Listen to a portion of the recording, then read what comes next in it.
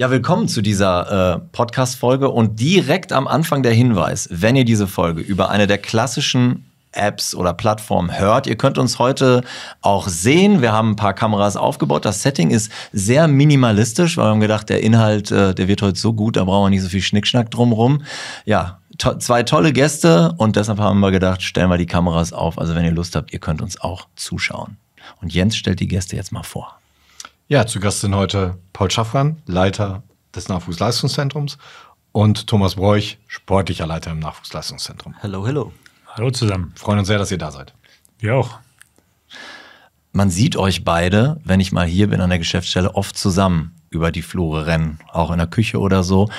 Das ist schon so ein bisschen ein Bild der Einheit. Entscheidet ihr alles zusammen, vieles zusammen? Und was mich bei euch mal interessieren würde, seid ihr auch mal unterschiedlicher Meinung? Also wir entscheiden nicht alles zusammen. So, am Ende hat ja jeder seine Kompetenzbereiche, aber wir sind, was die Grundausrichtung angeht und die Perspektive, die wir haben, 100% deckungsgleich. Und ich finde, zu einer guten Entscheidungskultur gehört immer, dass es unterschiedliche Perspektiven darauf gibt, die wir nicht nur zulassen sollen, sondern auch müssen und haben wollen. Insofern nein, es gibt nicht immer eine Einheitlichkeit über alle Themen, aber wir haben mittlerweile eine Gruppe im NLZ, die jetzt ja nicht nur aus uns beiden besteht, sondern da sind ja auch noch ganz viele andere Entscheidungsträger und Perspektiven, die einfließen, wo wir sehr, sehr, sehr regelmäßig zusammenkommen und dann, wenn es Themen gibt, die aus dem Alltäglichen rausgehen, mit unterschiedlichen Perspektiven draufleuchten, wie würden wir das denn entscheiden und wie zahlt das zu der gemeinsamen Vision ein? Insofern die Vision steht, die ist einheitlich, da gibt es letztendlich keinen Millimeter Abweichung, aber wie das dann in der konkreten Arbeit aussieht mit den 100.000 Themen, die wir natürlich rund um die Jugendlichen haben, da gibt es unterschiedliche Perspektiven und die sind wichtig. Gut, über die Vision reden wir dann bestimmt gleich noch. Ich würde auch sagen, also es herrscht große Einigkeit, was die Stoßrichtung angeht, aber dann, glaube ich, ticken wir beide so, dass wir gar nicht so viel entscheiden wollen oder müssen. Also wir haben so viele Experten, viele Entscheidungen können auf ganz anderen Levels getroffen werden. Also da sind die Leute viel mehr im Thema. Also nehmen wir den Torwartbereich, nehmen wir Individual-Coaching, den Übergangsbereich, die Top-Talente und sowas. Da haben wir so gute Jungs, denen wir so sehr vertrauen und wir pflegen da einen regen Austausch. Aber im Grunde ist es oft gar nicht schwer, Entscheidungen überhaupt zu fällen oder eine Einigkeit zu finden, weil eben der gemeinsame Geist schon so vorhanden ist. Paul, kommen wir zurück zu dir. Du bist nun seit dem 1.7. offiziell Leiter des Nachwuchsleistungszentrums. Wie ist das für dich, mit Ende 30 ein so großes NLZ zu führen? Oh, interessanterweise macht man sich darüber oder habe ich mir darüber gar nicht so groß Gedanken gemacht, was das jetzt konkret bedeutet, weil ich ja den Vorteil hatte, dass ich langsam innerhalb des Vereins in diese Rolle habe reinwachsen können. Deswegen gab es für mich gar nicht so diesen einen Moment aus, okay, jetzt hast du die Gesamtverantwortung für den Bereich, sondern ich habe das Glück gehabt, dass mir Lars Ricken über die letzten Jahre immer mehr Verantwortung auch übergeben hat, mich immer mehr in den strategischen und inhaltlichen Entscheidungsprozessen mitgenommen hat. Und deswegen, auch wenn das jetzt nach außen hin ein harter Cut vielleicht ist mit dieser neuen Position, hat es sich für mich intern gar nicht so angefühlt, sondern es ist eher die Idee, die wir mit Lars Ricken zusammen über die letzten Jahre entwickelt haben, für die darf ich jetzt die Verantwortung übernehmen, wohl wissend, dass auch da der enge Austausch mit Lars jetzt ja weiter besteht, weil er als Geschäftsführer natürlich auch weiterhin für das NLZ mitverantwortlich ist. Jetzt hast du Lars mehrfach genannt und wir haben natürlich auch mit unserem Geschäftsführer Sport darüber gesprochen, warum er eben auch diese personelle Neuaufstellung so vorangetrieben und befürwortet hat. Und das hören wir uns jetzt kurz an. Wir haben uns da irgendwo neu aufgestellt mit Paul Schaffran, als mein Nachfolger mehr oder weniger, Eddie Böckamp, dann in den verdienten Ruhestand gegangen. Und nachdem wir eben mit Paul jetzt jemanden aus dem eigenen NLZ befördert haben, der da wirklich gute Leistungen gebracht hat, der das absolute Vertrauen der Mitarbeiter hatte, war uns dann auch klar, okay, wir brauchen jetzt aber auch nochmal einen externen Impuls, ja, jemand von außen holen. Da haben wir uns wirklich stundenlang mit Thomas unterhalten und waren dann wirklich absolut davon überzeugt, dass das mal ein kongeniales Duo ist mit Paul und mit Thomas Broich.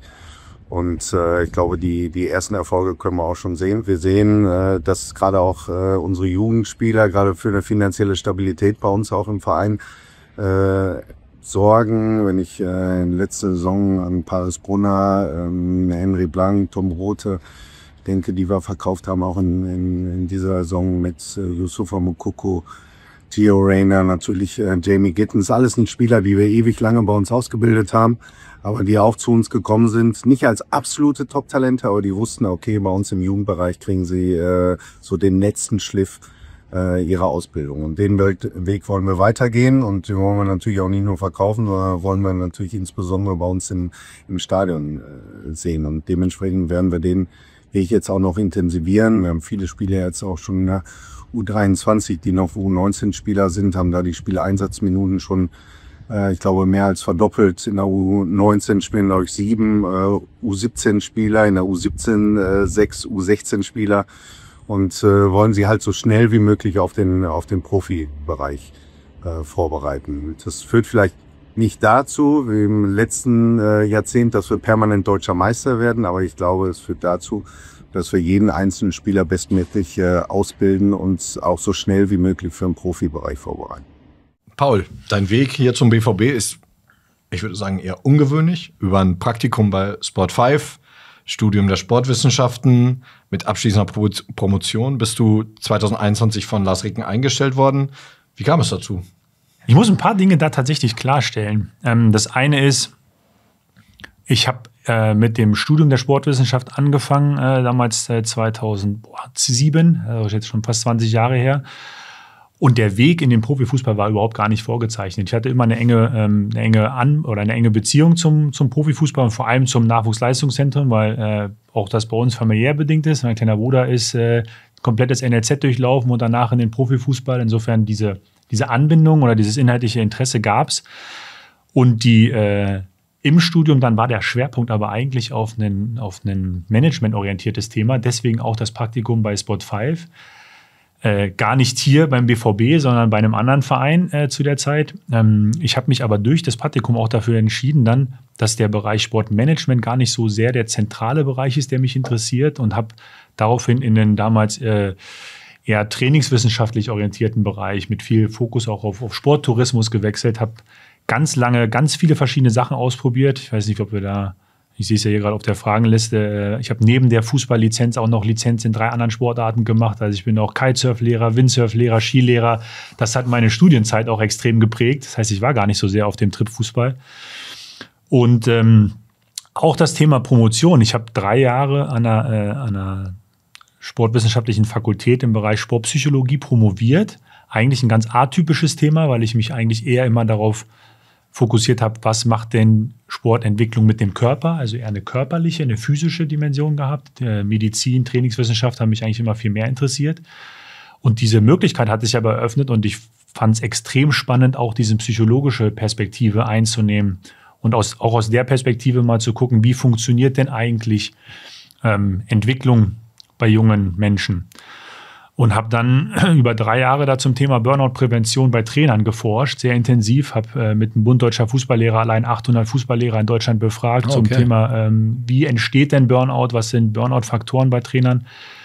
Und habe aber diese Promotion gar nicht zu Ende gebracht, bisher noch. Das heißt, ich bin gar nicht promovierter Sportwissenschaftler, sondern ich bin, wenn man so will, ewiger Promovent geblieben. Und das ist auch so ein bisschen das, was mich, glaube ich, auszeichnet. Ich sehe diesen Prozess des Lernens nicht als abgeschlossen ab und für mich, da musste auch nicht zwingend ein Titel am Ende stehen, sondern diese 3 Jahre haben für mich in der Perspektive so viel gebracht, dass ich sie nicht missen möchte und vielleicht bringe ich sie auch zu Ende. Irgendwann und da bin ich ehrlich, irgendwann kam der Punkt, ich habe mittlerweile 3 Kinder, die waren alle klein in der Phase Promotion und dann BVB irgendwann im Start, dass ich gesagt habe, alle 3 Sachen parallel werde ich in diesem Lebensabschnitt nicht ins Ziel bekommen. Ich fokussiere mich auf das, was beim BVB hier ansteht und auf die Familie in Kombination. Und diesen dritten Themenblock der Promotion, der wabert jetzt so seit 4-5 Jahren bei 80% abgeschlossen und wartet aber noch auf sein Finales ins Ziel bringen. Aber stark, dass du einen Rücklauf von 800 bekommen hast. Also ich habe auch mal eine Uni-Abschlussarbeit gemacht. Also 800 ist ja schon ordentlich. Da hast du ja dann auch wirklich eine Menge Zeit, Mühe und Arbeit reingesteckt. Ihr habt gerade schon die Zahl 100.000 Sachen genannt. Also exemplarisch dafür, was ihr alles macht. Jetzt bitte nennt nicht, auch wenn das ein langer Podcast werden darf, alle 100.000. Aber was sind so die wichtigsten Sachen, wo ihr euch reinkniet im Moment? Die wichtigsten Sachen, gefühlt sind es tatsächlich 100.000. Also ganz übergeordnet geht es immer um die Frage, was brauchen die Spieler bei uns, um sich bestmöglich zu entwickeln? Und da wir aber so viele Perspektiven drauf haben, das heißt, was brauchen sie psychosozial? Wie muss das pädagogische Umfeld, der psychosoziale Zugang gestaltet sein durch die Mitarbeiter? Was für eine Trainingsumgebung brauchen wir, um möglichst die besten Entwicklungen und Lernbedingungen zu schaffen? Welche Wettkampfstrukturen fördern es? Welche hemmen es? Welche Kaderzusammensetzung? Daraus ergeben sich so viele Themen und Fragestellungen. Aber die Zentrale ist immer, was brauchen wir für unsere Jungs, damit sie sich bestmöglich entwickeln können? Korrigier gerne, aber... Ja, erstmal muss ich an der Stelle nochmal sagen, dass ich dich jetzt gar nicht mehr weiter Professor oder Doktor nennen muss. Was du noch nie getan hast, aber ja. Ab jetzt Paulito. Nee, es ist schon so, wie Paul sagt, wir haben unfassbar viele Themen, weil das Ganze halt so komplex ist und weil wir sehr holistisch versuchen, an die Sache ranzugehen.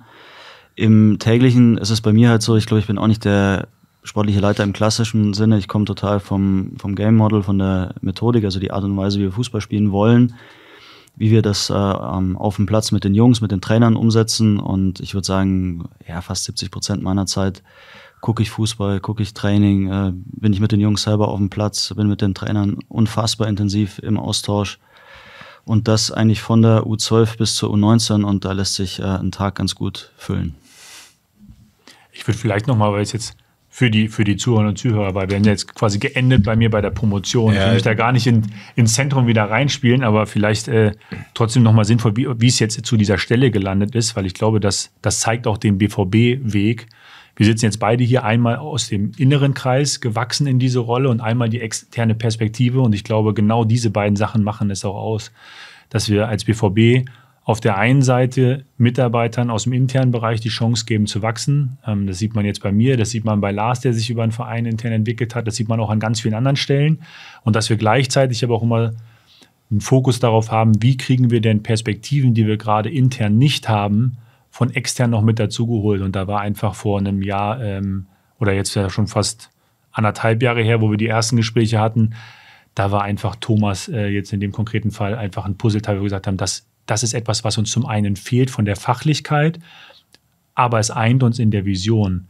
Und das zusammenzuführen, jemand, der ein Verständnis dafür hat, wie diese Stadt für diese Region tickt und auf der anderen Seite jemand, der dazukommt und sagt, ich bringe noch mal eine Perspektive mit rein, die ich in anderen Kontexten schon ausprobiert habe. Ich glaube, das ist genau der Erfolgsfaktor, den wir in ganz vielen Bereichen haben und der uns auch auszeichnet. Paul, dann gehe ich noch mal ganz kurz zurück. Das haben wir ein bisschen übersprungen. Du bist ja jetzt schon seit einigen Jahren hier beim BVB. Du kamst über ein Projekt der Euro-Uni Bochum zu uns. Erzähl doch mal ein bisschen da, wie kam es überhaupt dazu und was hast du hier am Anfang gemacht? Es war ja nicht Kitesurf-Lehrer für die Jungs. Hätten wir vielleicht mal machen sollen, aber nee, das war die Inhalt. Ja, genau. Also diese Verzahnung zwischen der Sportwissenschaftlichen Fakultät der Uni Bochum und dem BVB, die gibt es schon unglaublich lang. Also wir haben so viele Mitarbeiter, die quasi aus dem universitären Kontext gekommen sind. Ich bin da bei weitem nicht der Erste und Einzige, bei dem das ist. Wir sind mal bei uns durchgegangen, ich glaube, allein im NLZ sind es 25 mittlerweile. Ich war genau während dieser Zeit in meiner Promotion, so die lief halt gerade so zum Ende aus, war 2018. Und da gab es dann zwischen dem Verantwortlichen für den Fußballbereich an der Uni Bochum, Adam Fritz, und Lars Ricken immer wieder sehr intensiven Austausch, weil die Trainer primär aus der Uni Bochum-Konstellation gekommen sind. Und die beiden haben sich dann irgendwann zusammengesetzt, 2018, und haben gesagt, wir müssen eigentlich diese Verzahnung, die es schon gibt, auf einer sehr oberflächlichen Ebene, die würden wir gerne viel, viel intensiver leben. Das heißt, es ist eigentlich von Lars aus, dass er gesagt hat, ich würde gerne dieses Projekt verstetigen. Und dann ist damals auf der Uni-Seite der Fußballdozent auf mich zugegangen und gesagt, wir überlegen gerade, wie genau das aussehen kann. Du hast eine Fußballtrainerausbildung, hast als Fußballtrainer gearbeitet, du hast aber auch die trainingswissenschaftliche Perspektive und die sportpsychologische Perspektive. Willst du mich nicht mal unterstützen bei der konzeptionellen Erarbeitung dieses Kooperationsprojektes? Und das habe ich dann gemacht. Ich habe gesagt, ja, du passt gerade, ich habe die Zeit dafür. Und wir haben dann damals 3 Säulen festgelegt. Das war einmal das Thema Persönlichkeitsentwicklung. Da hat mir natürlich die psychologische Perspektive geholfen. Das war das Thema Leistungsdiagnostik. Und das war das Thema Videoanalyse, was vor 7 Jahren noch nicht ansatzweise so weit im Nachwuchs war, wie es jetzt mittlerweile ist. Das ist auch extrem gewachsen. Und dann kam kurz danach die Frage, ja, jetzt hast du das ja alles konzipiert, kannst du dir nicht auch vorstellen, Projektkoordinator in diesem Kooperationsprojekt zu machen? Und dann war ich quasi ab 2018 noch auf Uni-Seite, aber in dem Kooperationsprojekt zwischen BVB und Roni Bochum dieser Projektkoordinator für das Thema. Und wir sind regelmäßig zusammengekommen und haben genau darüber gesprochen, wie muss Leistungsdiagnostik professionell und wissenschaftlich validiert aufgesetzt sein, wie können wir Videoanalyse unterstützen etc. Und dann kam nach ungefähr 2 Jahren Lars wieder auf uns zu bei einem dieser Projektberichte und hat gesagt, er findet das extrem spannend, was wir machen, aber der Weg von diesem Bericht oder von diesem Erkenntnisgewinn in die tägliche Trainingsarbeit, der ist halt viel zu weit für jemanden, der alle paar Wochen mal vorbeiguckt, ob ich mir nicht vorstellen könnte, das auf Vereinsseite intern zu machen und quasi hier eine sportwissenschaftliche Abteilung aufzubauen. Und die gab es damals so mit Athletik, da gab es sportwissenschaftliche Einflüsse, aber so eine holistische sportwissenschaftliche Sicht, wie baut man Training, welche Kriterien gibt es für Trainerauswahl, wie muss ein pädagogisches Konzept wissenschaftlich validiert sein. Das war dann quasi ab 2021 meine Aufgabe. Die habe ich 2 Jahre lang gemacht. Das Team ist relativ schnell gewachsen und Lars hat immer häufiger, ist er mit Themen und Fragen gekommen, die eigentlich gar nicht zwingend was mit dem Kern Sportwissenschaft zu tun hatten, sondern die eher so in strategische Richtung gingen. Okay. Wie sollen wir Dinge weiterentwickeln? Wir haben jetzt hier eine neue Struktur mit Trainern, wir haben jetzt hier neue Trainingskonzepte. Bring doch mal deine Perspektive ein. Und der größte Punkt, von dem wir eigentlich immer noch extrem zehren, war, dass wir 2022 mit Biobanding angefangen haben. Können wir später gerne darauf eingehen, was das genau ist, aber das hat so den Rahmen gesetzt für, da gibt es eine wissenschaftliche Erkenntnismethode, die in der Praxis angekommen ist und die eigentlich so ein bisschen die Keimzelle auch für diesen Kulturwandel ist, den wir jetzt in den letzten 3,5 Jahren vollzogen haben. Ja, und dann ist es irgendwie immer mehr in diese Rolle und eigentlich sollte ich letztes Jahr unter Lars aus der Sportwissenschaft in so eine strategische, verantwortungsvolle Rolle rutschen. Und dann kam die Berufung von Lars in die Geschäftsführung quasi dazwischen, positiv dazwischen. Und er hat gesagt, er würde mich gerne mitnehmen als Referent in die Geschäftsführung. Und wir hatten aber gerade mit Thomas Bräuch die Gespräche sehr intensiv im Frühjahr 2024. Und ich habe gesagt, wir haben schon einen Wandel angestoßen. Thomas kommt jetzt nochmal, der nochmal richtig viel Expertise und Persönlichkeit damit reinbringen wird. Du kannst nicht rausgehen, Lars, jetzt als Direktor NLZ in die Geschäftsführung und ich gehe auch komplett raus. Wir haben diese Führungsebene dann nicht mehr. Und dann meint er so, ja gut, aber dann mach doch beides. Dann mach doch die strategische Leitung unten und mach meinen Referent in der Geschäftsführung. Und das war quasi auch jetzt 1 Jahr so, dass ich versucht habe, diesen Spagat zwischen, weil ihr könnt euch alle vorstellen, das letzte Jahr in der Geschäftsführung war jetzt nicht das unturbulenteste Jahr für den BVB und auch für Lars in seinem ersten Jahr zum Ankommen, nicht mit wenig Themen. Dass wir dann irgendwann im Winter uns hingesetzt haben und gesagt haben, du pass auf, wir müssen für eine dieser beiden Ebenen müssen wir eine andere Regelung finden. Entweder, Paul, du machst NLZ-Leitung und ich suche mir einen anderen Referenten oder du bleibst bei mir als Referent und wir setzen einen externen NLZ-Leiter ein, weil von Anfang an ja klar war, Thomas hat ja eigentlich, wenn man so will, hatte ja Eddie Böckamp als sportlicher Leiter mit 1 Jahr Übergangsphase beerbt und diese Stelle aber NLZ-Direktor oder NLZ-Leiter, die war jetzt ja ein Jahr lang vakant. Und daran, dass wir jetzt hier den Podcast führen, seht ihr, dass Lars sich dann dafür entschieden hat, mich quasi in die NLZ-Leiterrolle und wir eine andere Konstellation jetzt gefunden haben für die rechte Hand und den Referenten von Lars in der Geschäftsführung. Das Schöne bei euch beiden ist, das muss man wirklich sagen, gerade für so ein Podcast-Format, weil viele werden das auch hören beim Joggen, beim Autofahren und so, dass man euch so gut versteht. Ihr redet über Sachen und ich habe direkt das Gefühl, ja, da komme ich mit, auch wenn ich glaube, man sich nur so auf so einer oberflächlichen Ebene, so Samstagnachmittags nur mit Fußball befasst. Das muss ich tatsächlich sagen, großes Lob schon mal von mir an der Stelle. Wir haben jetzt wissenschaftlich fundiert ein paar Mal so gehört und so ein Format ist ja auch was ein bisschen tiefer gehen darf. Was hat das denn so vielleicht auch für Auswirkungen? Also was sind so die großen Veränderungen, die ihr wirklich wahrnehmt durch mehr wissenschaftlich fundiertes Arbeiten, mehr wissenschaftlich fundierte Erkenntnisse?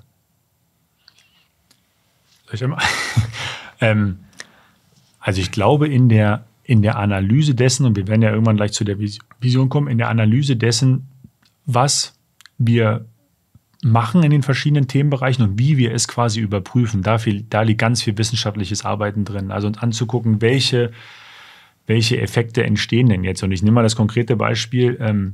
Unsere Aufgabe ist es ja, möglichst Spieler perfekt darauf vorzubereiten, was im späteren Leben auf sie wartet. Also sowohl auf einer psychosozialen Ebene, ob sie es im Fußball schaffen oder nicht schaffen, dass wir sie mit einem Wertekorsett ausstatten, wo sie am Ende danach als Persönlichkeit im Sport und außerhalb des Sports einfach mit beiden Beinen im Leben stehen. Das ist das eine. Das zweite ist die fußballfachliche Ebene. Wir sagen, wir müssen sie auf den Profibereich vorbereiten. Das heißt, unsere Beurteilung geht ja nicht darum, wie gut jetzt jemand ist in der U15 im Vergleich zu anderen U15-Spielern, sondern was hat er für eine Anlage, für ein Potenzial und wie können wir dieses Potenzial so ausschöpfen, dass er in 4, 5, 6 Jahren, wenn der auf Seniorenlevel ankommt, möglichst ein Rüstzeug hat, was da die Chance maximiert, dass er den Sprung in den Profibereich auch schaffen kann. Okay. Und da gibt es jetzt, und jetzt nehme ich mal so ein, zwei Effekte, die jetzt da sehr dominant sind. Wir haben den Effekt, dass wir im Jugendbereich nicht nur beim BVB, sondern allgemein, wenn man auf Ergebnisse guckt, Effekte hat, die viel, viel stärker auf die aktuelle Leistungsfähigkeit gucken, als auf das Potenzial, was ein Spieler hat. Und woran man das sieht, ist, wenn wir jetzt 100 Kinder nehmen, die in einem Jahrgang geboren sind, wir nehmen jetzt mal den 2012er Jahrgang, alle, die im 2012er Jahr geboren sind, dann gibt es überhaupt gar keine Zweifel daran, dass Talent erstmal im ganzen Jahr randomisiert, also zufällig verteilt ist. Warum sollte jemand, der am 31. Dezember geboren ist, weniger talentiert sein als jemand, der am 1.1. geboren ist? Talent ist nicht an irgendwelche Geburtsraten in dem einzelnen Jahr gebunden. Die Leistungsfähigkeit aber natürlich schon. Das heißt, wenn ich im 1. Januar geboren bin, bin ich ein Jahr älter als das Kind, was am 31.12. geboren ist. Und dass wir mehr auf aktuelle Leistungsfähigkeit gucken, generell im Leistungssportkontext, sieht man daran, dass viel, viel, viel mehr Kinder im Januar geboren sind als im Dezember. Also wir haben fast 70% der Kinder, die im ersten Halbjahr geboren sind und nur 30, die im zweiten Halbjahr geboren sind. Und im letzten Quartal, Oktober, November, Dezember, fast gar keine mehr. Okay. Also die im Leistungsfußball aktiv sind, ne? Also im Leistungsfußball aktiv sind, ja, genau. Das relativiert sich interessanterweise im Profibereich dann wieder. Da sieht man diese Verteilung dann nicht mehr so extrem, was halt auch uns zeigt, dass wenn man einmal als jemand, der die ganze Zeit einen Leistungsnachteil hatte, weil spät im Jahr geboren, bei aber gleichem oder höherem Potenzial, dass die am Ende eine viel höhere Wahrscheinlichkeit haben, am Ende oben anzukommen, weil ihre Hürden, ihre Hindernisse immer viel, viel höher waren. Ich musste mich gegen viel, viel mehr Widerstände durchsetzen, weil ich es immer schwer hatte. Während die anderen vielleicht da leichter durchgeglitten sind. In Anführungsstrichen leichter. Genau, also denen ist es halt relativ leicht gemacht, weil sie immer von diesem körperlichen und ja auch geistigen und kognitiven Entwicklungsvorsprung profitiert haben. Und das ist ein Effekt, der jetzt aus der Wissenschaft kommt, aber ich glaube, den sich jeder auch logisch herleiten kann. Wenn ich sagen will, ich will mit diesem 2012er Jahrgang in den nächsten 5 Jahren so viele Titel holen wie möglich, dann stelle ich da Jungs hin, die irgendwann am Anfang des Jahres geboren sind, weil die sind einfach leistungsmäßig weiter. Wenn ich sage, ich stelle eine Mannschaft, bei der mir, und jetzt mache ich es mal ganz kontrastierend, bei der mir egal ist, wie die im Jugendbereich performen, sondern es geht nur darum, wie hoch die Wahrscheinlichkeit ist, dass sie hinten rauskommen, dann wird sich das, wenn ich das immer und immer wieder mache, gleich verteilen. Und das ist einer dieser Effekte, nennt sich relativer Alterseffekt, dass wir in all diesen Sportarten, wo Körperlichkeit eine Rolle spielt, den Effekt haben, dass viel, viel mehr Kinder am Anfang des Jahres geboren sind als am Ende. Okay. Jetzt kommt ein zweiter Effekt hinzu und der ist so die Basis für das Biobanding. Nicht jedes Kind hat zum gleichen Zeitpunkt in seiner kindlichen Entwicklung den hormonellen Wachstumsschub. Jeder von euch, der Kinder hat oder kleinere Geschwister hatte, irgendwann kommen die und du denkst dir, was ist denn jetzt passiert? Unsere Jungs gehen in die Sommerpause, kommen wieder und du denkst, das ist ein anderer Junge, weil der irgendwie in der Sommerpause in den 6 Wochen plötzlich 3-4 Zentimeter gewachsen ist. Und das passiert aber nicht bei jedem Kind gleich, sondern im Schnitt in Deutschland oder in der westlichen Kultur ist das so, mit 13,5, 14 Jahren haben die diesen Peak, wo die diesen extremen Längenwachstum haben. Die Range von bis, die geht aber bis zu 6 Jahre auseinander. Das heißt, es kann halt sein, dass ein Kind diesen Peak schon mit 11 hat, das andere Kind erst mit 17. Die spielen aber in einer Mannschaft. Das heißt, deren Leistungsvoraussetzungen sind natürlich massiv unterschiedlich, wenn ich mir die jetzt mit 14 beide nebeneinander stelle. Und das sehen wir auch regelmäßig, dass wir dann die Jungs haben, die sind schon fast ausgewachsen und die Jungs, die sind noch die kleinen Mickey-Mäuse und die haben noch diesen ganzen Wachstumsschub vor sich. Und diese beiden Effekte zusammengenommen ist die Wahrscheinlichkeit, im ersten Quartal geboren zu sein, viel größer in der Selektion und früh entwickelt zu sein, viel, viel größer. Das heißt, wenn ich extrem talentiert bin und ich bin aber im Dezember geboren und vielleicht auch noch 2 Jahre später mit meiner körperlichen Entwicklung, dann habe ich in dem Moment fast keine Durchsetzungsfähigkeit. Und man ist dann in der Vergangenheit häufig wahrscheinlich einfach übersehen worden, quasi. Die gibt es de facto nicht. Also wenn du im deutschen Fußball, und es gibt mittlerweile große Studien, die Uni Tübingen dazu machen, die so Handwurzelmessung machen und das vermessen, es gibt die spätentwickelten Spieler, die im letzten Quartal geboren sind, die gibt es fast nicht. Die sind fast nicht existent. Und das können wir uns in Deutschland vermeintlich erlauben, weil wir so einen riesen Talentepool haben, weil wir so eine große Bevölkerung haben. Man sieht es, dass es in kleinen Ländern viel, viel weniger der Fall ist, diese Verteilung, weil die aus ihrem Talentepool viel, viel effizienter selektieren müssen. Und wir haben jetzt nicht nur beim BVB, sondern in ganz Deutschland jahrelang aus diesem Luxus gelebt, dass der Talentpool so groß ist. Und dabei sind uns aber ganz viele Top-Talente auch durch die Lappen gegangen. Und wir sehen, dass diese Spieler, die dann vermeintlich die Top-Talente sind, plötzlich im Übergang zu einem Profibereich diese riesigen Schwierigkeiten haben. Also das ist so eine Ebene, wo ich sage, da gibt es zwar eine wissenschaftliche Basis für, aber sie wird verheiratet und zusammengeführt mit einem praktischen Erkenntnis. Und wir werden beim BVB nie dazu kommen, dass am Ende ein wissenschaftliches Paper oder eine Abhandlung oder eine Doktorarbeit darüber bestimmt, wie wir arbeiten. Aber wir nehmen diese Tools als Schlüssel, um dann praktisch zu gucken, wie wir damit arbeiten. Okay. Thomas, du als langjähriger Fußballer und jetzt auch schon länger im Business drumherum, wie hast du diese Veränderung, diese wissenschaftliche Stärkung im Fußball wahrgenommen? Wann ist dir das erste Mal so untergekommen? Schon während deiner aktiven Zeit oder erst später? Also ich meine jetzt nicht konkret die Altersverteilung, aber andere Dinge aus der Sportwissenschaft. Als ich angefangen habe, bei Eintracht Frankfurt damals als Jugendtrainer zu arbeiten, da war irgendwas, was ich gespürt habe, wo ich mir dachte, das kann nicht richtig sein, wie wir auf Jungs gucken, wie wir selektieren, wie wir unsere Kader zusammenstellen.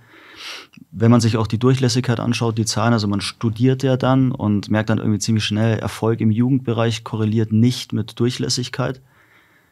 Und dann habe ich mir die Jungs genauer angeschaut, habe mir die Methoden angeguckt, wie man das auswerten kann. Habe mich dann auch plötzlich zurückerinnert an meine eigene Jugend. Du hast den Relative Age-Effekt angesprochen.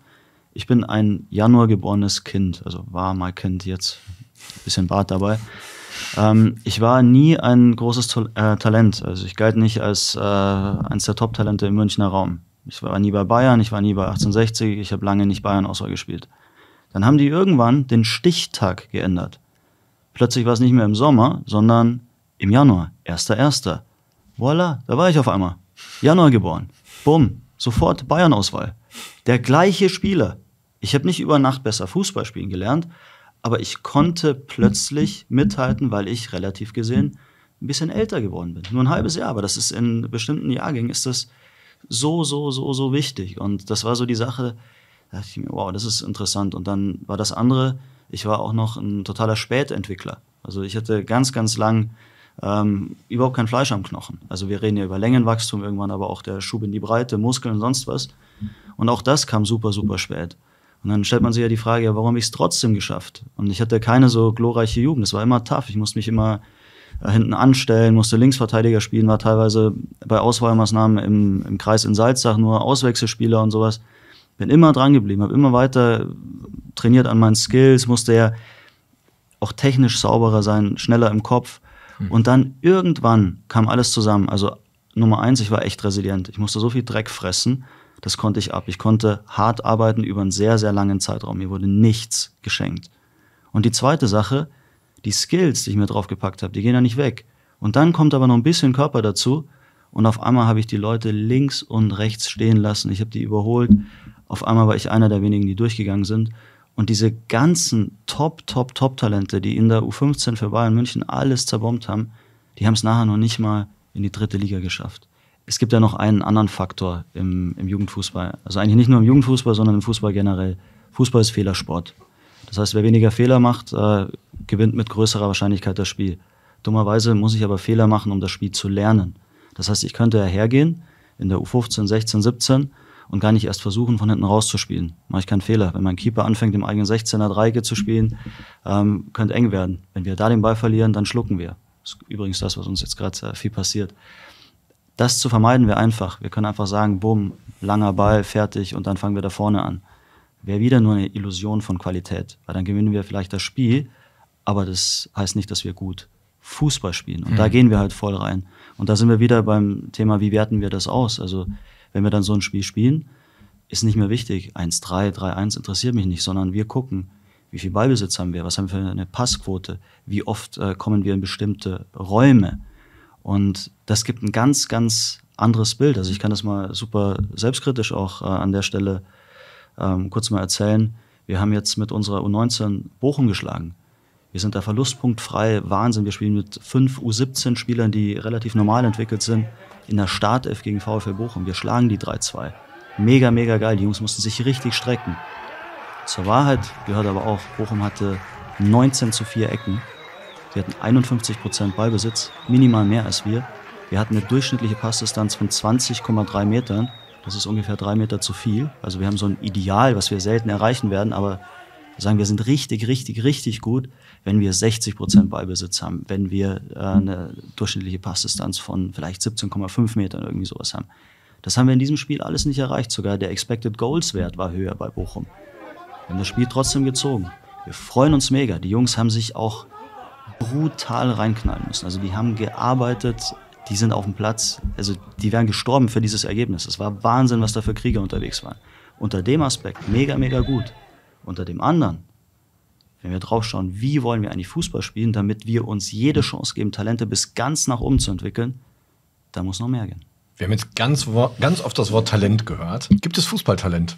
Gibt es angeborenes Fußballtalent? Nein.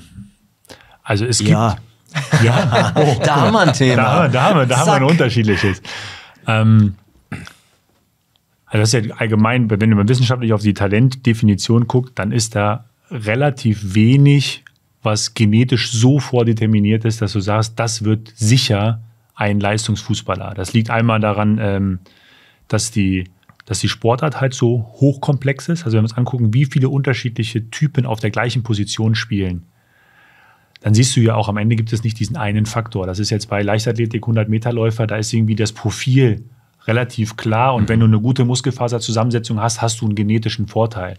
Beim Fußball kannst du Spielverständnis mit Ausdauer kompensieren. Du kannst aber auch Ausdauer und Schnelligkeit damit ein bisschen Spielverständnis kompensieren. Das heißt, die Ausprägung, wie ein Profil aussieht, ist extrem unterschiedlich. Ja, da bin ich ein bisschen bei Thomas. Ja, es gibt Vorteile im Talent. Manche haben das mehr oder weniger. Das sieht man ja auch bei den Jungs, die ins NLZ kommen. Die haben eine relativ homogene Masse. Das, was ich aber viel, viel wichtiger finde, ist, Talent ist ein dynamischer Begriff. Das heißt, Talent ist nicht, ich vergleiche einmal zu einem Zeitpunkt mit einer Referenzgruppe, also mit allen, die genauso alt sind oder vielleicht auch ein bisschen weiter gedacht, biologisch genauso alt sind, sondern viel entscheidender ist, wie entwickelt sich denn jemand im Vergleich zu anderen? Wir haben so viel Zeit im Nachwuchs. Wenn wir jetzt überlegen, die ersten Spieler kommen mit 8 bei uns an in der U9.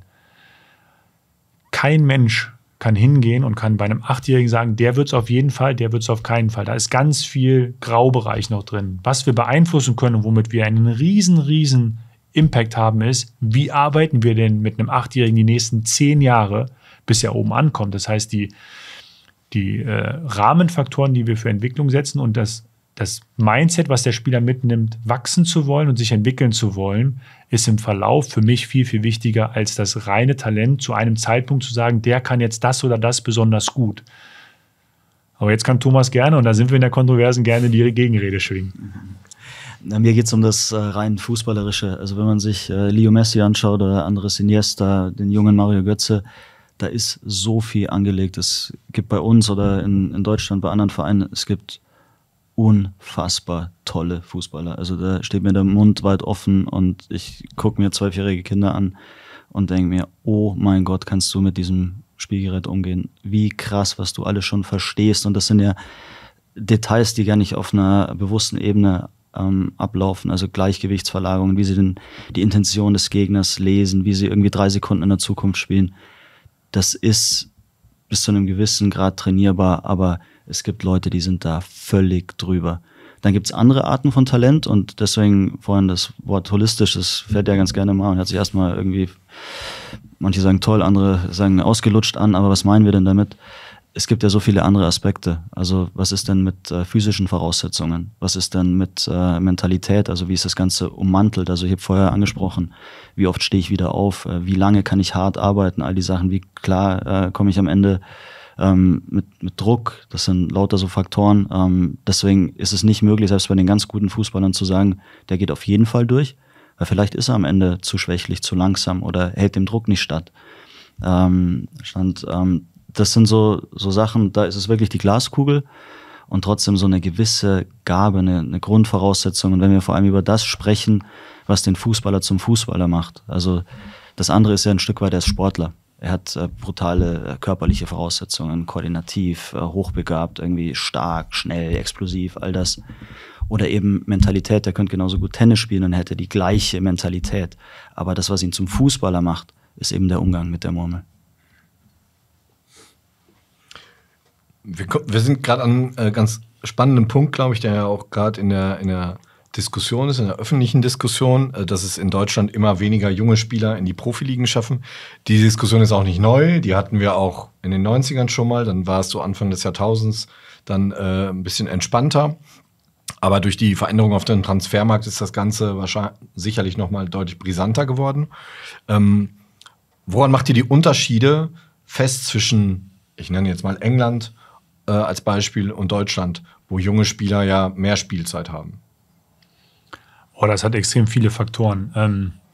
Dafür sind wir hier. Wir haben viel Zeit, okay. Also wenn man jetzt mal vergleicht uns mit Spanien als erstes, dann fängt es damit an, dass die Bewegungskultur in Spanien eine komplett andere ist. Wenn du auf die Straßen guckst, wie viele Kinder sich bewegen, dann haben wir leider in Deutschland ein anderes demografisches Problem, dass unsere Jugendlichen einfach viel weniger sich bewegen. Weniger Sportunterricht. Weniger Sportunterricht, auch weniger in der Freizeit einfach sich draußen dann bewegen. Ne? In Spanien geh durch Barcelona, da flitzen die Kinder bis 23 Uhr auf den Straßen rum und haben den Ball dabei oder irgendein anderes Spielgerät. Das ist bei uns in der Kultur nicht so verankert.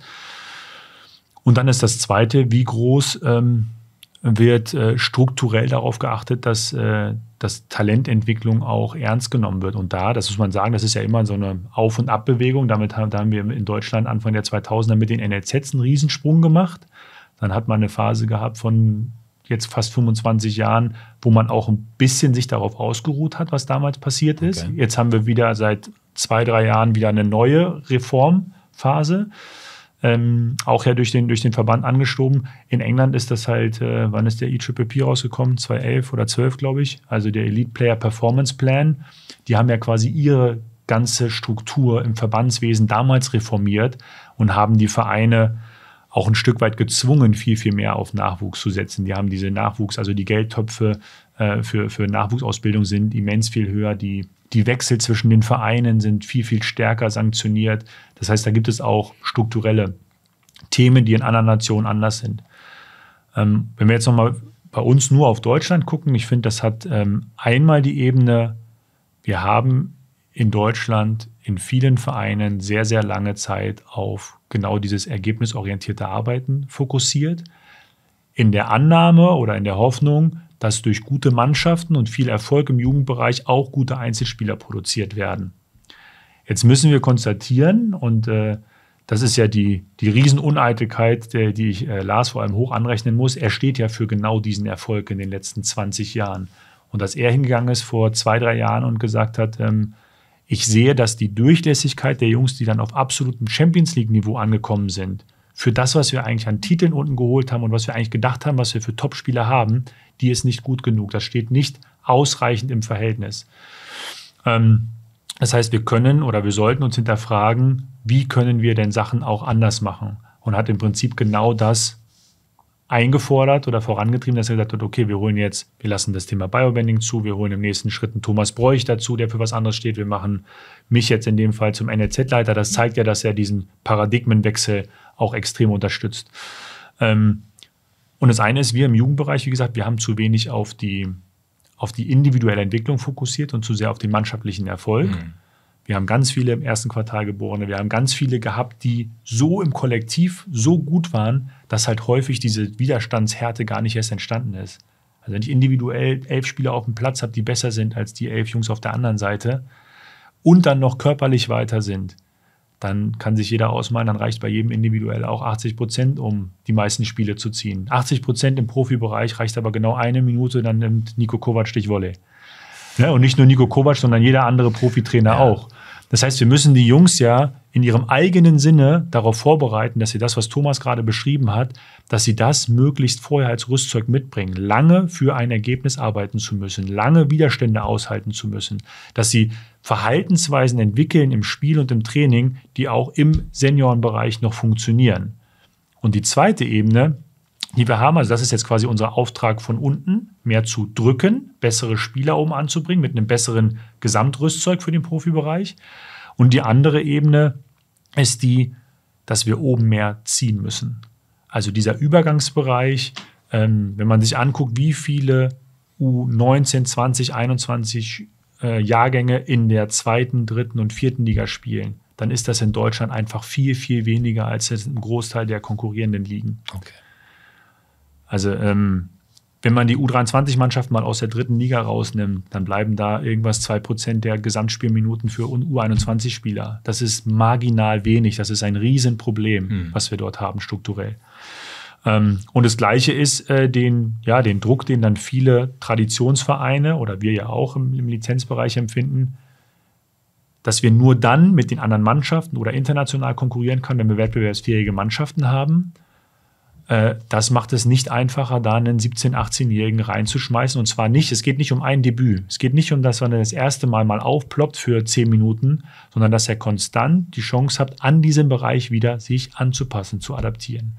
Und wenn wir das unten nicht ausreichend ausbilden, dass sie das können, und oben nicht genug Möglichkeiten bieten, dann wird es für die jungen Spieler am Anfang schwierig und dann dauert es halt 2, 3, 4 Jahre, wo sie irgendwie in einer kleineren Liga rumdümpeln oder halt gar nicht die Chance haben und am Ende ihren Traum Profifußball in den Nagel hängen müssen.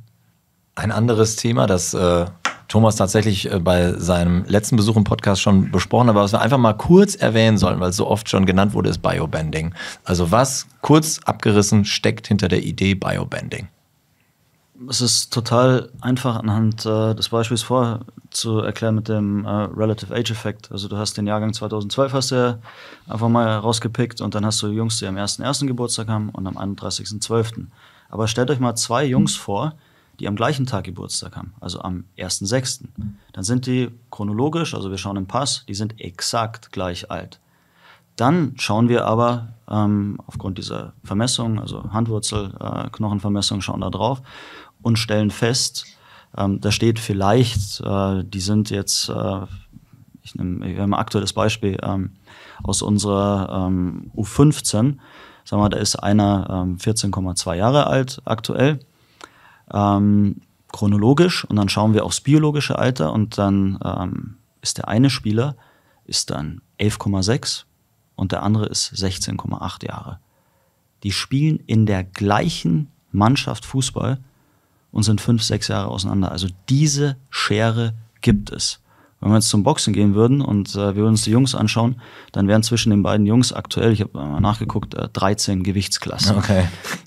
Ja, also da kann man sich's vorstellen, Thema Zweikampf. Also wir haben jetzt keine Boxhandschuhe an, aber genau so sehen diese Zweikämpfe aus. Also der eine marschiert am anderen einfach vorbei, als wäre der gar nicht da. Und das ist das, was Paul gerade meinte mit nachhaltigen Verhaltensweisen. Also was ist später auch noch eine Lösung?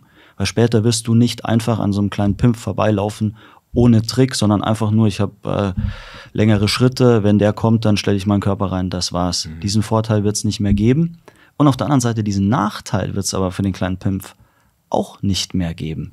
Und wenn wir auf den setzen, wenn wir checken, wie gut der ist, wenn wir ihn einfach nicht rausschmeißen, sondern mit ihm arbeiten, in den richtigen Kontext versetzen, dann kann das richtig spannend werden und umgekehrt. Und das ist auch super wichtig zu betonen. Der alte Spieler, der kann ja auch super talentiert sein. Da ist nur die Frage, wo muss der jetzt spielen, in welchem Kontext, damit der wieder herausgefordert wird. Wir müssen ihn quasi genau dahin packen, wo das, was er gerade macht, keine Lösung mehr ist. Also ohne Trick an jemanden vorbeilaufen, Also Jahrgang hoch. Dann gucken wir nochmal. Macht er das immer noch? Und wenn er es immer noch macht, sagen wir, weißt du was, dann gehst du noch einen hoch. Sodass er plötzlich so gechallenged ist, dass er wieder einen Trick auspacken muss. Und dann arbeiten wir richtig für alle Jungs. Und so teilen wir dann manchmal im Training, in einer gewissen Regelmäßigkeit sogar unsere Jungs ein. Wir spielen Turniere mit diesem Grundgedanken, dass wir die nicht, also wir laden Vereine zu uns ein und wir schauen nicht drauf, bist du U12, 13, 14, 15, sondern wer ist denn biologisch wie alt? Dann puzzeln wir die Mannschaften und dann lassen wir sie Fußball spielen. Paul, siehst du noch Verbesserungspotenzial im Biobanding? Also nicht nur bei uns, sondern generell? Also immer. Die Frage, die sich ja erstmal aufdrängt, ist, warum macht man denn eigentlich dann nicht immer Biobanding? Warum ist Biobanding dann nicht die Ideallösung, wenn man halt sagt, ne, da gibt es ja eine größere Fairness, was die Rahmenbedingungen angeht? Da muss man halt sagen, in diesen Altersklassen ist die Athletik so dominant und diese Altersschere von 5,5 Jahren ist so groß, dass sie alle anderen Faktoren überlagert.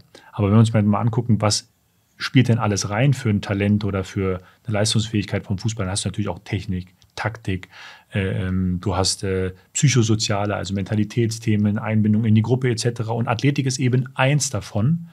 Das überlagert extrem. Würden wir jetzt immer nur im Biobanding-Kontext trainieren und spielen, dann würden wir alle anderen Faktoren vernachlässigen. Weil natürlich ist am Ende, diese beiden, du hast jetzt angesprochen, in der U15, die haben ja trotzdem das gleiche kognitive Alter, also ihr Gehirn ist gleich alt, ihre Lernerfahrung wird ähnlich groß sein, sie werden ähnlich lange Fußball gespielt haben. Wenn wir jetzt sagen, der eine spielt aber nur noch mit den körperlich 12-Jährigen und der andere nur noch mit den körperlich 17-Jährigen, dann negieren wir alle anderen Effekte. Das heißt, wir wollen einen Kontext schaffen, wo wir für alle Akteure, die mit dem Spieler arbeiten und auch für den Spieler selber Rahmen haben, wo wir alles mal in unterschiedlichen Kontexten sehen. Also wie verhält er sich, wenn körperlich alles ungefähr gleich ist um ihn herum? Wie verhält er sich aber auch, wenn die anderen körperlich stärker sind und er andere Lösungen finden muss? Das heißt, wir wägen genau ab, welches von diesen Konstrukten macht für den Spieler wann den meisten Sinn. Und manchmal ist es für einen Spieler wichtig, dass er mal unterfordert ist, für so einen früh entwickelten Spieler, dass er mal unterfordert ist, um wieder ein Selbstverständnis für seine Aktion zu entwickeln. Dann braucht er aber danach auch wieder mal eine Überforderung, wo er merkt, oh, das, was ich gerade mache, das funktioniert. Jetzt nur gegen kleinere oder schwächere. Was muss ich denn noch an Rüstzeug arbeiten, wenn ich am Ende im Profibereich dann gegen den Jan Koller spiele? So, ne, dann funktioniert das nicht mehr mit einem Schritt machen und ich bin weg. Ohne Trick, das, was Thomas gerade hat. Insofern, das ist in einer permanenten Weiterentwicklung, um auf deine Frage, Jens, zurückzukommen. Und das Wichtigste eigentlich, was aus diesem Biobanding entstanden ist, ist gar nicht das Biobanding-Training selbst, sondern das ist, dass wir losgelöst von dem Spiel am Wochenende einen Kontext in der Woche seit 3 Jahren haben, wo es wirklich rein und nur um die individuelle Entwicklung des Spielers gehen kann, weil es gar nicht die Gruppe ist, die am Wochenende zusammenspielt. Also das hat diesen Fokus im gesamten Umfeld bei Cheftrainern, Co-Trainern, Analysten, sportlichen Entscheidern und, hat diesen Fokus komplett geschiftet. Und jetzt hatten wir gestern den ersten langen Trainingsdienstag, wo hier von der U12 bis zur U17 alle Mannschaften rumwuseln. Und du siehst, dass dieser Geist wir arbeiten nicht in einer einzelnen Mannschaftsblase, also nicht die U15 für sich und die U14 für sich, sondern alle haben ein gemeinsames Interesse daran, dass jeder Spieler einzeln besser wird, dass das eigentlich der Effekt ist, der aus diesem Biobanding entstanden ist. Ja, da muss ich kurz was hinzufügen, was aber so schön war. Also das war für mich der größte Tag, seit ich hier bin, tatsächlich, weil wir so gemeinsam an einer übergeordneten Idee gefeilt haben. Und das ist dann eben nicht nur Thema Biobanding, sondern wir hatten, also langer Dienstag heißt deshalb so, weil wir die über viele Stunden dann bei uns haben. Und dann haben wir auch Positionstraining, da einen Block einbauen können. Und da waren dann zum Beispiel die Außenstürmer von der U12 bis zur U16 in einer Trainingsgruppe. Also da ist eigentlich das Gegenteil. Dann hast du wieder, also wie die Orgelpfeifen sind die aufgestellt. Da hast du den kleinen Praise und dann hast du aber auch den Jeff aus der U16. Ne? Und dann machen die aber den gleichen Move, weil wir alle nach der gleichen Idee Fußball spielen. Und das ist auch wieder das. Wenn wir jetzt nur sagen würden, ja, wir wollen am Wochenende das Spiel gewinnen, dann will jeder Trainer seine Mannschaft bei sich haben. Im besten Fall, also schlechtesten Fall, analysiert er noch den Gegner, damit wir die perfekte Lösung haben. Und dann lassen wir die Jungs spielen, die uns dieses Spiel ziehen. Wir sind gerade so unendlich weit weg von diesem Gedanken, Gott sei Dank. Wir stellen uns nur noch die Frage, wer soll eigentlich gerade was üben? Den packen wir in die Gruppe Biobanding. Der passt ja voll geil ins Positionstraining da rein. Das koppeln wir noch. Wir machen Außenverteidiger und Außenstürmer. Dann haben die noch mehr voneinander. Und wie cool ist das, wenn die Gruppe dann nicht von dem Mannschaftstrainer trainiert wird, sondern dann ist der U13-Trainer mal bei der U16-Gruppe dabei und umgekehrt. dann lernen alle Trainer plötzlich auch nochmal alle Spieler im Verein besser kennen. Und irgendwann hast du das ultimative Ziel oder diesen Zustand dann, dieses One Club Philosophy. Und das war gestern ein erster gewaltiger Schritt in diese Richtung. Schön. Ein riesengroßer schwarz-gelber Schwarz. Da fällt ja fast schon meine nächste Frage weg. Ich wollte dich eigentlich fragen, du bist jetzt seit einem Jahr sportlicher Leiter. Was sind deine Erfahrungen? Was hat sich verändert und wie schätzt du diese Veränderungen hier ein? Boah, das ist eine krasse Frage, weil ich kann wirklich allen sagen, es war gar nicht so einfach. Also dadurch, dass Lars und Paul ja dann auch 2 Etagen weiter oben waren und ich hier neu dazu kam, aber mit einem alten Paradigma konfrontiert war. Also ich komme hier quasi rein und all das, über was wir jetzt gesprochen haben, sollte fortan umgesetzt werden. Aber das funktioniert ja nicht über Nacht. So ein Prozess muss ja moderiert sein und er darf vor allem nicht mit mir alleine nach Hause gehen. Und das Ganze war wie so ein Riesentanker, der langsam gedreht werden musste. Jetzt haben wir den mittlerweile gedreht bekommen, aber die ersten Wochen, Monate hatte ich das Gefühl, hier tut sich gar nichts. Ich konnte mit dem Mund fusselig reden, ich konnte machen und sagen, was ich wollte, ich konnte Daten auspacken und Szenen zeigen und es hat einfach nicht jeder verstanden, es wollte nicht jeder mitgehen. Es gab auch schon ganz viele Leute, die gerade in diesen jüngeren Jahrgängen durch das Biobanning natürlich schon einen anderen Background hatten, einen anderen Kontext. Da war es einfacher, die haben mir dann auch brutal geholfen. Dann dieses Commitment, was ich von den Trainern Gott sei Dank bekommen habe. Also die haben mir diesen Vertrauensvorschuss dann am Ende ja doch gegeben und haben so mitgemacht innerhalb dieser Idee. Und wenn das dann plötzlich anfängt zu funktionieren und wir wirklich drauf gucken können und sagen, wow, wir waren körperlich nicht so unterlegen, aber wir haben denen ein richtiges Rennen gegeben, haben vielleicht noch nicht gewonnen, aber guck mal, wir haben eigentlich schon geiler Fußball gespielt als die. Und wenn wir dann irgendwann gar nicht mehr so sehr über Ergebnisse reden, sondern wirklich ganz viel über Spielweise, ganz viel drüber, wie jetzt ein spezieller Spieler sich in einem bestimmten Umfeld bewegt hat, dann habe ich so richtig gespürt, das wird was. Also das kann richtig, richtig geil werden, weil die Ressourcen haben wir ja hier. Wir müssen quasi unsere Denke so ein bisschen ändern, uns auf was Neues einlassen und dann, ja. Change Management ist nicht einfach. Also viele große Unternehmen stellen ganze Abteilungen dafür ein. Ne? Das muss man ganz klar sagen. Was ich immer so schön finde, also ich weiß nicht, ob es euch am Ende auch geholfen hat. Ich habe manchmal wirklich das Gefühl, die Dinge sind ja auch wirklich plakativ und sehr anschaulich, die ihr vermitteln wollt. Also zum Beispiel drucke ich meine Sachen manchmal gerne auf der ersten Etage bei euch aus und da drüber ist ja immer der Bildschirm und da laufen immer Szenen und darunter ist relativ klar erklärt, warum die da laufen, was sie mir zeigen sollen. Mir ist schon x-fach passiert, dass ich längst meine ausgedruckten Papiere da hatte und immer noch vor der Glotze stehe und denke, das ist ja alles super spannend, super interessant, weil also man lernt ja wirklich ad hoc, ja, okay, das haben sie richtig gemacht und das hat deshalb funktioniert. Also ich glaube, der Groschen fällt ja schon relativ schnell, oder? Es gab, was den Fernseher angeht, so ganz, ganz lustige Anekdoten auch. Also die letzte war, wir bewegen uns ja gerade auch auf ungewohntem Terrain. Also wir haben jetzt die Spielweise so komplex, so riskant, muss man halt fairerweise auch sagen, gebaut. Wir haben die Kader so extrem verjüngt und wir müssen uns da ja auch anpassen. Also wir sind am Anfang der Saison. Das wird jetzt wieder eine Weile dauern, bis die Jungs adaptieren, bis das funktioniert, bis wir Neuzugänge integrieren. Und da machen wir noch so schöne Sachen. Wir fahren dann, wie wir es in der Vergangenheit gemacht haben, nach England, spielen da ein geiles Turnier. Ein Turnier, was glaube ich gar nicht, 3 Testspiele auf aufeinanderfolgenden Tagen quasi. Spielen erst gegen Manchester United 0-1, war knappes Rennen, cool. Zweiter Tag Leeds United, ich glaube 0-5, so schwierig. Letzter Tag Man City 2-11. Und das ist so, wow, was haben wir da gemacht? Und dann guckst du so und guckst, wer spielt beim Gegner, wer spielt bei uns.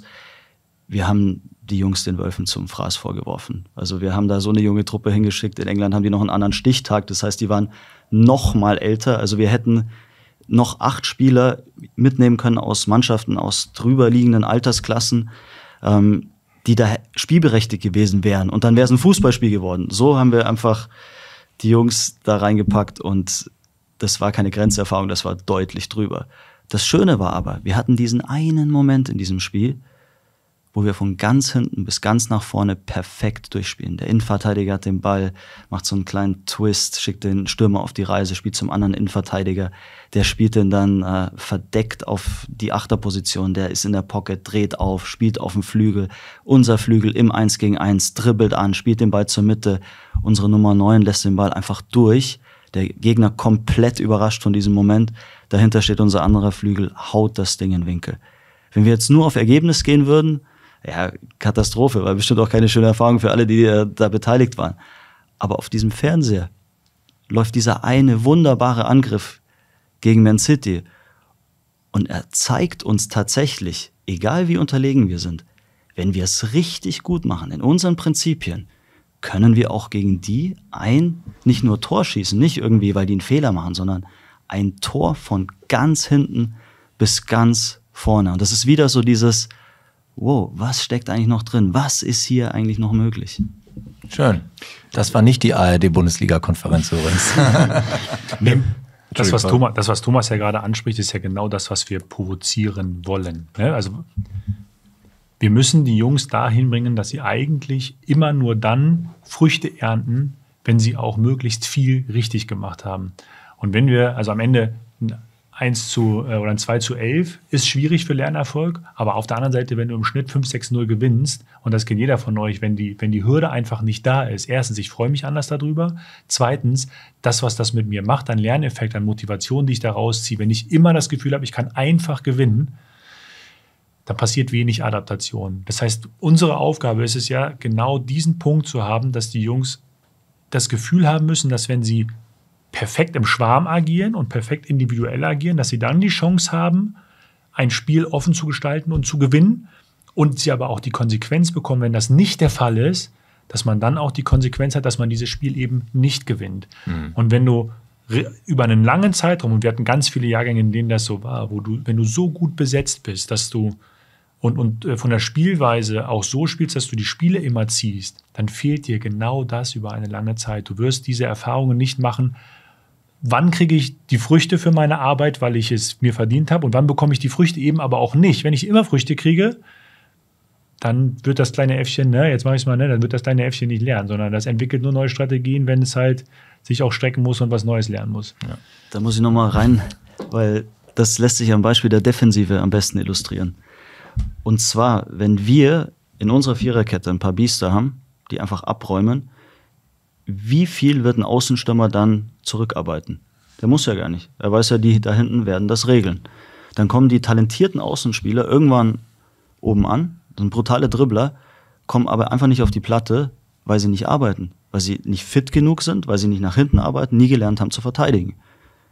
Wenn wir die Kader so bauen, wie wir sie aktuell bauen, ich kann euch da wirklich Szenen zeigen, die sind gezwungen, kollektiv nach hinten zu arbeiten. Weil wenn die den kleinen Zwerg jetzt wieder alleine lassen im 1-gegen-1, wird er nicht immer verteidigt kriegen. Also kommt ein zweiter dazu und dritter, alle hinterm Ball. Und dann machen die plötzlich Meter in beide Richtungen. Und dann haben wir es, dann haben wir Mentalität, dann haben wir auch Fitness. Also wir können durch die Art, wie wir die Kader bauen, so unterschwellig an so vielen Stellschrauben drehen, das ist gigantisch, muss man wirklich sagen. Um bei dem Beispiel zu bleiben, wir gehen ja dann auch bewusst in der sogenannten Restverteidigung bei einem Standard-Eckball zum Beispiel 1-gegen-1, damit der nicht dieses klassische, wir decken mit 2 Mann den gegnerischen Stürmer, um den Konter zu vermeiden, sondern du nimmst dann bewusst oder wir nehmen bewusst das 1-gegen-1 in Kauf, weil der Junge nur daraus lernt. Verstehe ich das richtig? Ganz genau. Also das ist ja auch wieder so einfach zu erklären. Also ich führe als letzter Mann einen Zweikampf, den verliere ich. Was jetzt klug wäre, wenn ich nochmal die Chance bekäme. Und dann verliere ich ihn vielleicht wieder. Aber dieses Fail again, fail better, diese Idee, ja, ich hab schon besser agiert und trotzdem war ich nicht erfolgreich. Wieder rein. Was wir aber traditionell gemacht haben, ist, wir brauchen +1. Das heißt, ich stelle einen zweiten Innenverteidiger oder einen Restverteidigungsspieler dazu, damit die zu zweit dieses Problem lösen. Das eigentliche Problem ist aber, ich habe dem Kind die Chance genommen, etwas zu üben. Also ich als Trainer habe eine Lösung für dieses Problem gefunden. Und es ist gar nicht so leicht, das nicht zu machen. Irgendwie zu sagen, der ist aber ganz schön unterlegen. Und ich lasse ihn trotzdem alleine mit dem Problem, damit er es lernt. Aber wenn wir das machen, wenn wir geduldig sein, wenn wir das aushalten, dann werden wir merken, der wird schneller reagieren, der wird sich besser positionieren, der wird lernen, seinen Körper zu bringen. Vielleicht ist es auch schon genug, dass er den Gegner so sehr verlangsamt, dass die anderen, die ja dann kommen werden und müssen, dass die dann helfen und dann gewinnt halt ein anderer den Ball. Und all das verhindern wir, wenn wir mit +1 in der Restverteidigung agieren würden. Ich meine, mich zu erinnern, du hast das mal so umschrieben, man sollte darauf achten, nicht zu sagen, das kann er nicht, sondern eher die Denke haben, das kann er noch nicht. Das war, glaube ich, so ein bisschen das Credo dahinter, ne? Jo, und das ist, finde ich, auch das Schöne. Normalerweise reden wir über die Jungs und sagen das. Also so dieses, okay, dann hat er das noch nicht verteidigt bekommen. Und wir jagen ja immer wieder in die Situation rein und er wird's lernen. Er braucht nur unser Vertrauen, ein bisschen Anleitung und Zeit. Er wird's lernen. Und aktuell merken wir auch, wir gehen gerade einen neuen Weg, einen anderen Weg. Da haben wir auch keine Erfahrung. Das, was ich gerade angesprochen habe. Auch ein Fehler unsererseits. Also machen wir gerade alles richtig? Kriegen wir es hin, mit der neuen Denke jeden Spieler genau da in den Kontext zu packen, wo er perfekt aufgehoben ist? Sind wir manchmal dann vielleicht ein bisschen zu gering körperlich? Hätten wir eine Vorbereitung anders planen müssen, weil wir die Jungs zu sehr zu heftigen Aufgaben ausgesetzt haben? Ja, vielleicht. Und auch das kein Problem, weil Paul ist jetzt neu in der Rolle. Ich war vor einem Jahr in der Rolle. Wir sind ewig Lernende. Wir werden diese Fehler machen. Wir werden Fehler machen, immer und immer und immer wieder. Wir werden aber auch daraus lernen. Wir werden nächstes Jahr eine Vorbereitung schon anders planen. Also auch für uns dieses noch nicht. Wir machen vieles gut, wir machen vieles richtig. Wir machen manches noch nicht gut. Und das muss bei uns so sein, das muss bei allen Trainern so sein. Und dann wird es 100% auch bei den Spielern so sein. Also das jetzt mal, ich habe das ja letztes Jahr, wie gesagt, aus ein bisschen mehr Vogelperspektive wahrgenommen, durch die Geschäftsführungsrolle. Das, was in diesem letzten Jahr entstanden ist an Spielweise, es ist jetzt fast egal, ob du die U13 anguckst oder die U17, du erkennst eine Schwarmintelligenz, du siehst, was die gemeinsam machen wollen, das hilft uns in diesem Positionstraining, das hilft uns natürlich auch eine gemeinsame Sprache zu entwickeln, was die Ausbildungsinhalte sind. Und Thomas hat ja schon gesagt, eigentlich gehören so 2 ganz übergeordnete Kriterien dazu, dass wir sagen, was ist das beste Lernumfeld. Das eine, das hatten wir schon angesprochen, wir müssen die Anforderungen höher, wir müssen es für die Jungs schwerer machen im Jugendbereich. Das passiert zum einen darüber, dass wir sie hochschieben. Wir haben jetzt, ich glaube, allein wenn man jetzt mal die U17 nimmt, 7 Spieler, die in der U19 schon sind. Wenn du die alle in die U17 stecken würdest, dann wären die natürlich vom aktuellen Leistungsniveau viel, viel, viel stärker und viel dominanter. Sie spielen aber am Wochenende bei Rot-Weiß Essen, ziehen das Spiel am Ende 3-0 relativ spät, aber die Jungs, die da auf dem Platz stehen, die müssen sowas von dafür arbeiten, damit sie dieses Spiel ziehen können. Und lässt du alle die Jungs, die jetzt dann schon in der U19 sind, da mitspielen, dann ist es für jeden Einzelnen zu einfach. Es kann natürlich auch passieren, dass du das Spiel in Essen dann nicht gewinnst und dann halt anstatt 3-0 gewinnst, auch mal 0-2 verlierst oder 0-3. Und alles in dieser Range ist auch okay. Wir müssen halt aufhören, oder was das nicht passieren darf, ist, dass wir ein 10-0 haben für uns oder gegen uns. Das ist beides fürs Lernen auf Dauer nicht sinnvoll. Aber dass die Jungs richtig arbeiten müssen, und ich weiß gar nicht, wann das erste Tor gefallen ist, ich glaube in der 60., 57. oder sowas. Und bis dahin ist das einfach ein Spiel, wo du weißt, machst du jetzt einen Fehler, wirst du dafür bestraft. Und das Thema Fehler ist das Zweite, dass wir eine Fehlerkultur haben. Thomas hat gerade gesagt, wir fangen bei uns damit an, wo die Jungs keine Angst davor haben, Fehler zu machen, sondern wo sie wissen, dass das Fehlermachen ein ganz, ganz elementarer Teil des Lernens ist. Und nur wenn ich von außen und vom Umfeld darin bestärkt wäre, dass Fehlermachen okay ist, solange ich daraus lerne und nächstes Mal den Fehler besser mache oder anders mache, dann ist das vollkommen in Ordnung. Und dann hilft das den Jungs daran zu wachsen. Und dann trauen sie sich auch mit Mut wieder in riskante Situationen reinzugehen.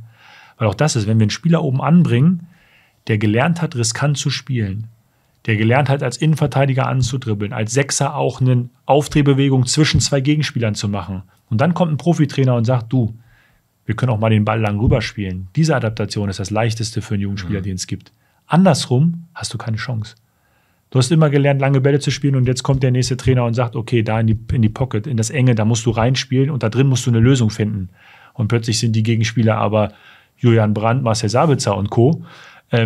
Diesen Shift kriegst du nicht mit hin. Das heißt, wir bauen eine Treppe, die möglichst steil ist, damit der letzte Schritt auf der Treppe in den Profibereich möglichst klein ist. Wenn wir diese Treppe aber flach bauen, mit zu wenig Widerständen, am Ende der Profibereich bleibt gleich schwierig, dann ist dieser letzte Schritt der so riesig ist.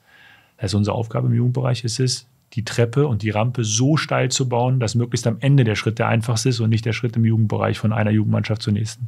Wir haben jetzt über einzelne Spiele auch schon gesprochen. Gibt es auch so ein paar konkrete Beispiele von Spielern, wo ihr sagt, der hat in den letzten 1,5-2 Jahren eine Entwicklung genommen, die ist herausragend, die ist gut, die, ohne dass wir jetzt sagen, der Junge spielt nächstes Jahr Champions League, ne? Das ist immer noch weit weg. Aber gibt es da schon, ihr müsst nicht mal zwingend einen Namen nennen, aber wenn ihr sagt, so, es gibt schon Spieler, da gefällt uns die Entwicklung gut. Also ich möchte auch genau, dass wir die Namen der Jungs nicht setzen, weil je früher wir dann Stempel drauf machen, wir sehen ihn als Top-Talent, desto weniger förderlich ist es tatsächlich, weil die Erwartungshaltung natürlich riesig hochgeht. Wir haben, ich nehme jetzt mal exemplarisch da einen Spieler raus, den hätten wir vor 3 Jahren wahrscheinlich im Aufbaubereich aussortiert. Der war genau das, was Thomas beschrieben hat, einfach 2 Jahre körperlich spät dran. Der hat gar keine Lösung gefunden gehabt in der U14 oder U15 oder wenig Lösung finden können, um eine Effizienz im Spiel zu haben. Und dass wir für den einen individuellen Weg gefunden haben, dass er in Altersklassen jünger spielen konnte, dass wir ihn im Rahmen des Biobandings in Kontexte gesetzt haben, wo er trotzdem eine gute Lernumgebung hatte. Und wenn ich den Jungen jetzt sehe, der braucht noch 2-3 Jahre, bis er im Profibereich ankommt, aber der hat aus dieser Phase so viel mitgenommen und der ist einer der Jungs, die gerade so viel Freude machen, neben ganz vielen anderen. Aber da zeigt sich so, dass diese Entwicklung, wir setzen auf spät entwickelte Spieler, wir gestalten individuelle Entwicklungswege für jeden Spieler, dass die gefruchtet hat. Und da sind wir uns auch alle einig intern, diesen Spieler, der hätte es vor 5 Jahren bei uns nicht geschafft. Ja, interessant. Was sind denn, wir haben jetzt viel über Spielkonzeption, über Hochschieben der Spieler, Biobanding etc. gesprochen. Was sind denn die Learnings aus dem ersten Jahr? Positiv, negativ? Ja, auch da weiß ich eigentlich gar nicht, wo ich anfangen soll. Ich glaube, eine Sache, die mich echt verändert hat viel mit der Vereins-DNA zu tun. Also ich wurde ja reingeholt, damit wir einen gepflegten Ball spielen. Ich habe aber gemerkt, wie krass die Sehnsucht aller Leute hier ist nach Mentalität und Defensive. Und das hat mich auch nochmal total verändert, weil wir dann nach einem halben Jahr eben auch angefangen haben, analog zur Offensive, das war eine bewusste Einseitigkeit, eine bewusste Übertreibung, dann diese Themen aufgemacht haben. Also mit dem Kickoff zum Jahreswechsel war dann plötzlich defensive Thema.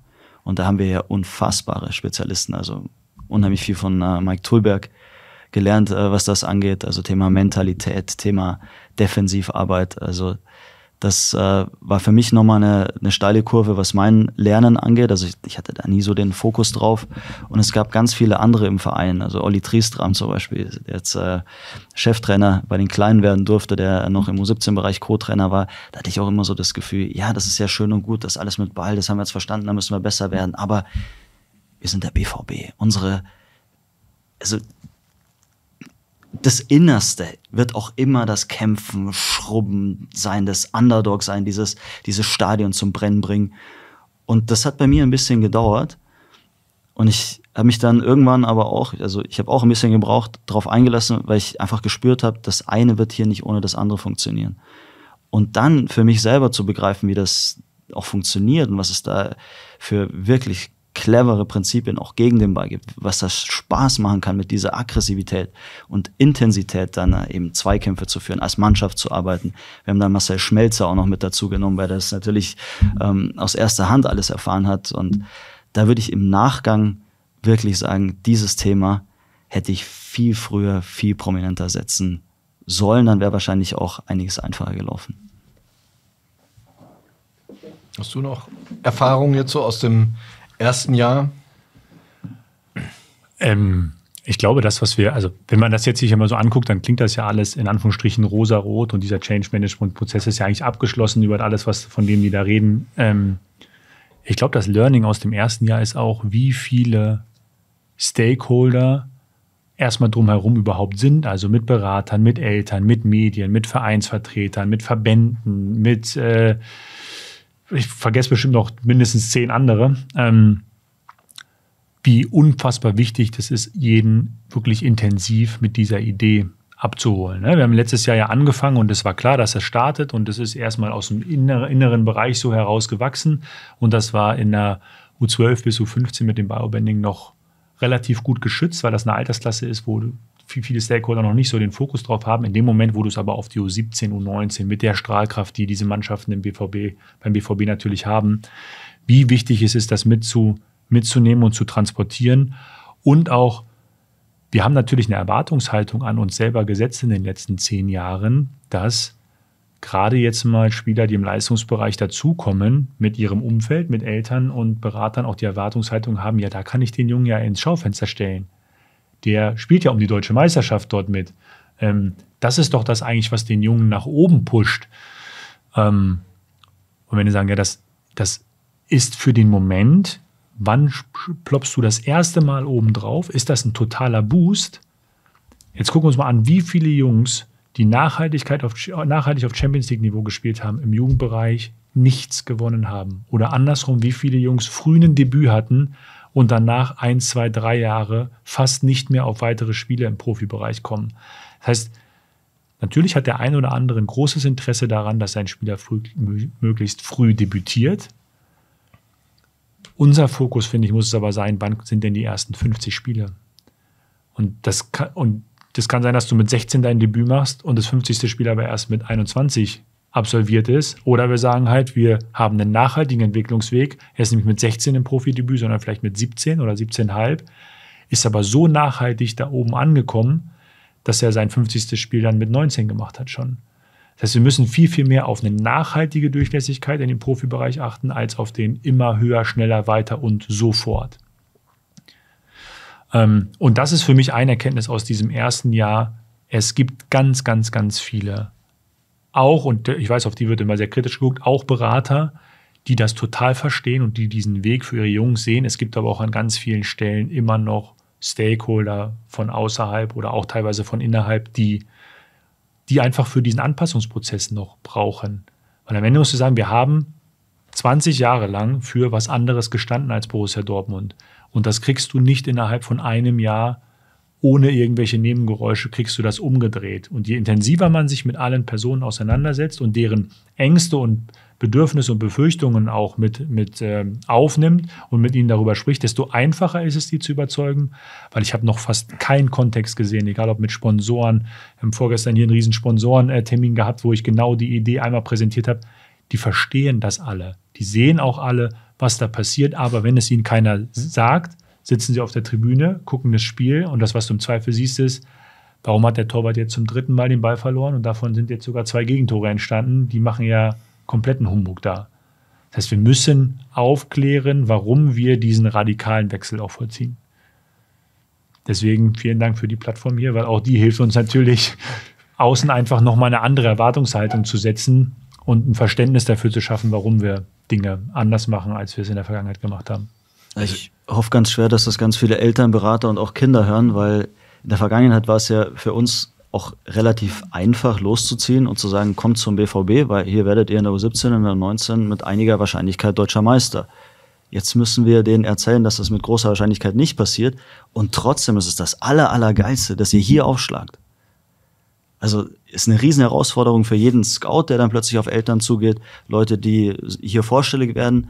Wir müssen denen mal erklären, dass es gut sein kann für die Jungs, horrende Fehler zu machen. Auch mal echt eine Klatsche zu kriegen. Das soll ein Grund sein, warum ihr hierher kommen wollt. Das soll euch nicht abschrecken, sondern genau weil euch das hier erwartet, möchtet ihr hierher kommen. Und dass das nicht ohne große Erklärung und ohne permanente Wiederholung auch passieren kann, glaube ich, versteht sich von selber. Sowas wird nicht einmal irgendwo am Rande irgendwo erwähnt und dann sagen die Leute, der Groschen ist gefallen, ich habe es kapiert. Ich würde auch mal sagen, das ist ja nicht nur ein BVB-Thema, das zieht sich ja wahrscheinlich auch schon wesentlich länger als 20 Jahre. Also jeder von uns, der selbst Kreisliga-Fußball gespielt hat, kennt alle die Dinge, über die wir gesprochen haben, ne? Große Spieler, ältere Spieler, fehlerminimierte Spielweise, so, das ist ja eigentlich fast schon bundesdeutsche DNA. So wurde immer trainiert. Ich glaube, die allermeisten kennen das nicht anders. Ja, pass auf, ich habe noch ein richtig geiles Beispiel, weil es bemühen sich ja viele Leute, das zu ändern. Der DFB mit Hannes Wolf, mit der ganzen Initiative, mit der Ligenreform. Und dann sagen wir, okay, wir schaffen die Nachwuchs-Bundesliga, so wie sie bisher existiert hat, schaffen wir ab, weil dann gibt's immer diesen Abstiegskampf. Wir bauen so eine Vorrundengruppe, vielleicht auch ein bisschen überregionaler, dann können alle so ein bisschen druckbefreit Fußball spielen, die besten 3 kommen in die Hauptrunde. Die Realität ist jetzt, dass es ja völliges Versagen bedeutet, wenn man nicht in diese Hauptrunde kommt. Das heißt, in diesen kleinen Gruppen geht's vom ersten Spieltag an wieder nur ums Gewinnen. Ich kann mir doch als großes NLZ nicht erlauben, die Hauptrunde zu verpassen. Also selbst in diesen Bemühungen, und das ist das, hey, lass uns was anders machen, lass uns eine coole neue Idee da reinbringen, dann einfach auswerten, was hatte das wirklich für einen Effekt, müssen wir da nochmal nachjustieren oder braucht das einfach, bis diese Denke dann irgendwann auch fruchtet und so weiter. Aber dass dieses Beispiel zeigt, wie unfassbar schwierig das ist. Wir schaffen den Abstieg ab und haben trotzdem von Spieltag 1 an Druck. Das hast du schon ein wichtiges Thema angesprochen. Wir wollten eigentlich auch noch mal so drüber reden, was bedeutet diese Entwicklung, die wir jetzt, Spielkonzeption plus Biobanding etc., was bedeutet das für die U19 in der DFB-Nachwuchsrunde, die jetzt sehr, sehr erfolgreich gestartet ist, aber auch in der UEFA Youth League, wo wir sehr interessante Gegner zugelost bekommen haben. Was bedeutet das für unseren Nachwuchs dort? Ja, erstmal, ich finde, die U19 zeigt perfekt, wie du mit einer jungen Mannschaft und mit einer extrem auf Ausbildung ausgerichteten Spielweise trotzdem erfolgreich sein kann. Also wenn wir vorher hingegangen wären, haben wir gesagt, diese junge Mannschaft, die hat viel mehr U17-Spieler drin als U19. Also der Hauptstamm ist U18, es sind aber mehr U17-Spieler als U19-Spieler in dieser Mannschaft, weil die U19-Spieler zum Großteil auch schon im U23-Kontext sind. Also wir haben 7 Spieler ja schon in der U23, die eigentlich noch U19 spielen könnten. Und das, was du siehst, ist, ja, die müssen sich strecken. Gerade jetzt gegen Mannschaften wie Bochum und Leverkusen, die wir in der Vorrunde haben. Aber sie können sie schlagen mit dieser Art und Weise. Und die Schritte, die Jungs aber bei den Siegen machen, die sind natürlich exorbitant größer, als wenn die U17-Spieler nicht dabei wären und dafür die U19-Spieler aus der U23 da wären. Und wir haben jetzt, wie beim Bochum, du hast es beschrieben, in der Vorbereitung haben wir hier noch 0-3 verloren gegen Bochum.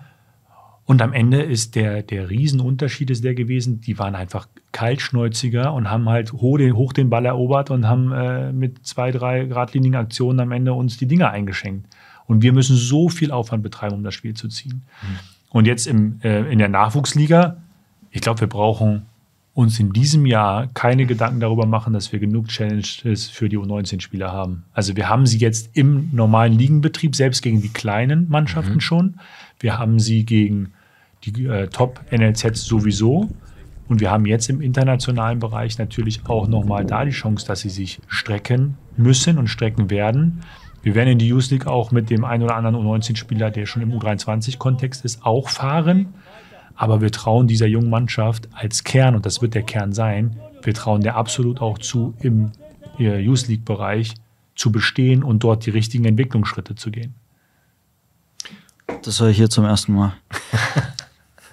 Na, ich muss schon sagen, also manchmal wird mir fast selber schon ein bisschen so kriegweiche Knie ob der steilen Rampe, die wir bauen. Aber ich würde einfach sagen, ey, lass uns ausprobieren, weil die machen es ja auf nationaler Ebene so geil.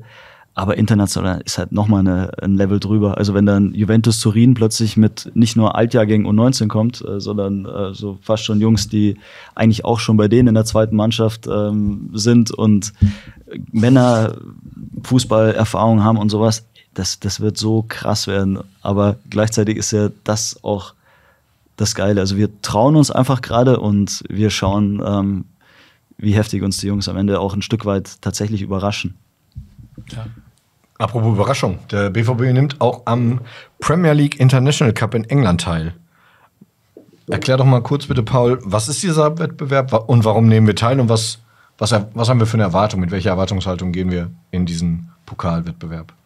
Also erstmal, wir haben es ja vorhin kurz angesprochen, dass in England der Verband vor ein paar Jahren hingegangen ist und deutliche Reformstruktur vorgenommen hat. Eine davon ist eben, dass sie für die Spieler im Übergangsbereich, also die von Junioren in den Profibereich gerade übergehen, für die möglichst viele Wettbewerbsstrukturen anzubieten. Und das, was die Premier League macht, ist, für ihre 16 U21-Mannschaften, die sie haben, organisieren sie einen Cup, wo noch zusätzlich 16 ausländische Vereine eingeladen werden, die dann in insgesamt 4 Gruppen, A8 Mannschaften, wo immer 4 Engländer und 4 ausländische Mannschaften zusammen sind, quasi eine normale Gruppenphase spielen. Also wir fliegen 4-mal auf die Insel und die ausländischen Mannschaften spielen immer gegen die englischen Mannschaften. Also aus FA-Sicht, die sagen, für unsere Engländer gibt es die Chance, gegen international zu spielen und für uns gibt es andersrum die Chance, gegen Engländer zu spielen. Und dann spielen wir dort gegen jetzt Manchester United U21, Leeds United, Sunderland und West Ham. Korrekt? Ja. Und ich habe es ja vorhin gesagt, das eine ist das Pushen, das andere ist das Ziehen von oben. Wir bekommen einfach neben dem regionalen U23-Wettbewerb zwischen diesen beiden Mannschaften, also wir haben die U19 ist ja jetzt im Altersgang die 2007er Jahrgänge, 2007 geboren ist der Altersgang in der U19. Das sind auch die in der Youth League noch spielen können, mit ein paar 06ern, also ein paar aus dem U20-Jahrgang. In dem International Premier League Cup geht es bis 2004. Das heißt, wir haben nochmal internationalen Wettbewerb, wo 3 Jahrgänge mehr die Chance haben, auch gegen internationale Top-Mannschaften sich zu messen und sich weiterzuentwickeln. Das heißt, diese Mannschaft wird auch aus einem Hybrid aus U19 und U23 bestehen. Vielleicht noch der eine oder andere U17, sollen wir dann gucken zu dem Zeitpunkt, aber hauptsächlich aus U19 und U23 bestehen.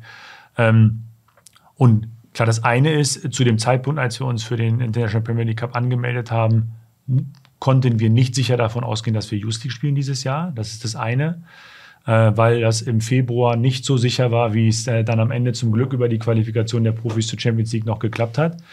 Und das zweite ist, es hilft uns aber wieder, individuelle Pfade zu wählen. Den einen Jungen halt mal da reinzuschmeißen und zu sagen, wie ist das denn gegen nochmal 2-3 Jahre Ältere auf einem internationalen Top-Niveau, dich zu vergleichen. Die U23 ist ja, sage ich jetzt mal, von anderen Vereinen aus betrachtet, von Fußballfanseite aus betrachtet, jetzt nicht immer was gefeiert wird, wenn du so eine U23 in deiner Liga hast. Und dann ist noch die Frage, wie wird die eigentlich zusammengesetzt? Also wie viele Talente sind dann da wirklich drin und wie viele hat man sich vielleicht von außen noch Potenzial dazugeholt? Wie seht ihr das mit unserer U23, wo ja auch viel in Bewegung ist? Also das erste Mal ganz generell, ich glaube, die U23-Mannschaften in Deutschland haben einen exorbitanten Anteil an der Ausbildung der eigenen der eigenen Nationalspieler. Wenn wir uns mal die A-Nationalmannschaft angucken, dann sehen wir, dass fast alle Spieler, die in der A-Nationalmannschaft sind, ihre Schritte im Übergangsbereich über die U23-Mannschaften gegangen sind. Ich habe es ja vorhin schon gesagt, die Alternative dazu wäre, dass wir in den 2., 3. und 4. Ligen in Deutschland eine andere Plattform schaffen und eine andere Notwendigkeit bei den Vereinen schaffen, dass sie junge Spieler aufs Parkett schicken. Das wäre die Alternative dazu. Die Rahmenbedingungen sind ja wir müssen mit U23-Spielern spielen, bis auf 3 ältere Spieler, die in der Startelf spielen können. Das heißt, das determiniert ja schon mal den Rahmen. Das, was wir in den letzten Jahren festgestellt haben, dadurch, dass wir die Spieler in dem U19-Kontext lange in der U19 gelassen haben, damit sie da performen, damit sie sich da anbieten für ihr Debüt irgendwo, bei uns im Optimalfall oder woanders, waren sie so gut oder in ihrer Wahrnehmung so gut, dass der Schritt für die U23 häufig für sie unattraktiv war. Dass sie gesagt haben, wir sind jetzt deutschlandweit schon, gehören zu den besten U19-Spielern und die Zweitligisten und die Erstligisten klopfen an und dann gehe ich doch zu Hannover oder Fürth oder was weiß ich. Das heißt, wir haben ganz viele Spieler nach der U19 verloren, die gar nicht bei uns in die U23 gegangen sind.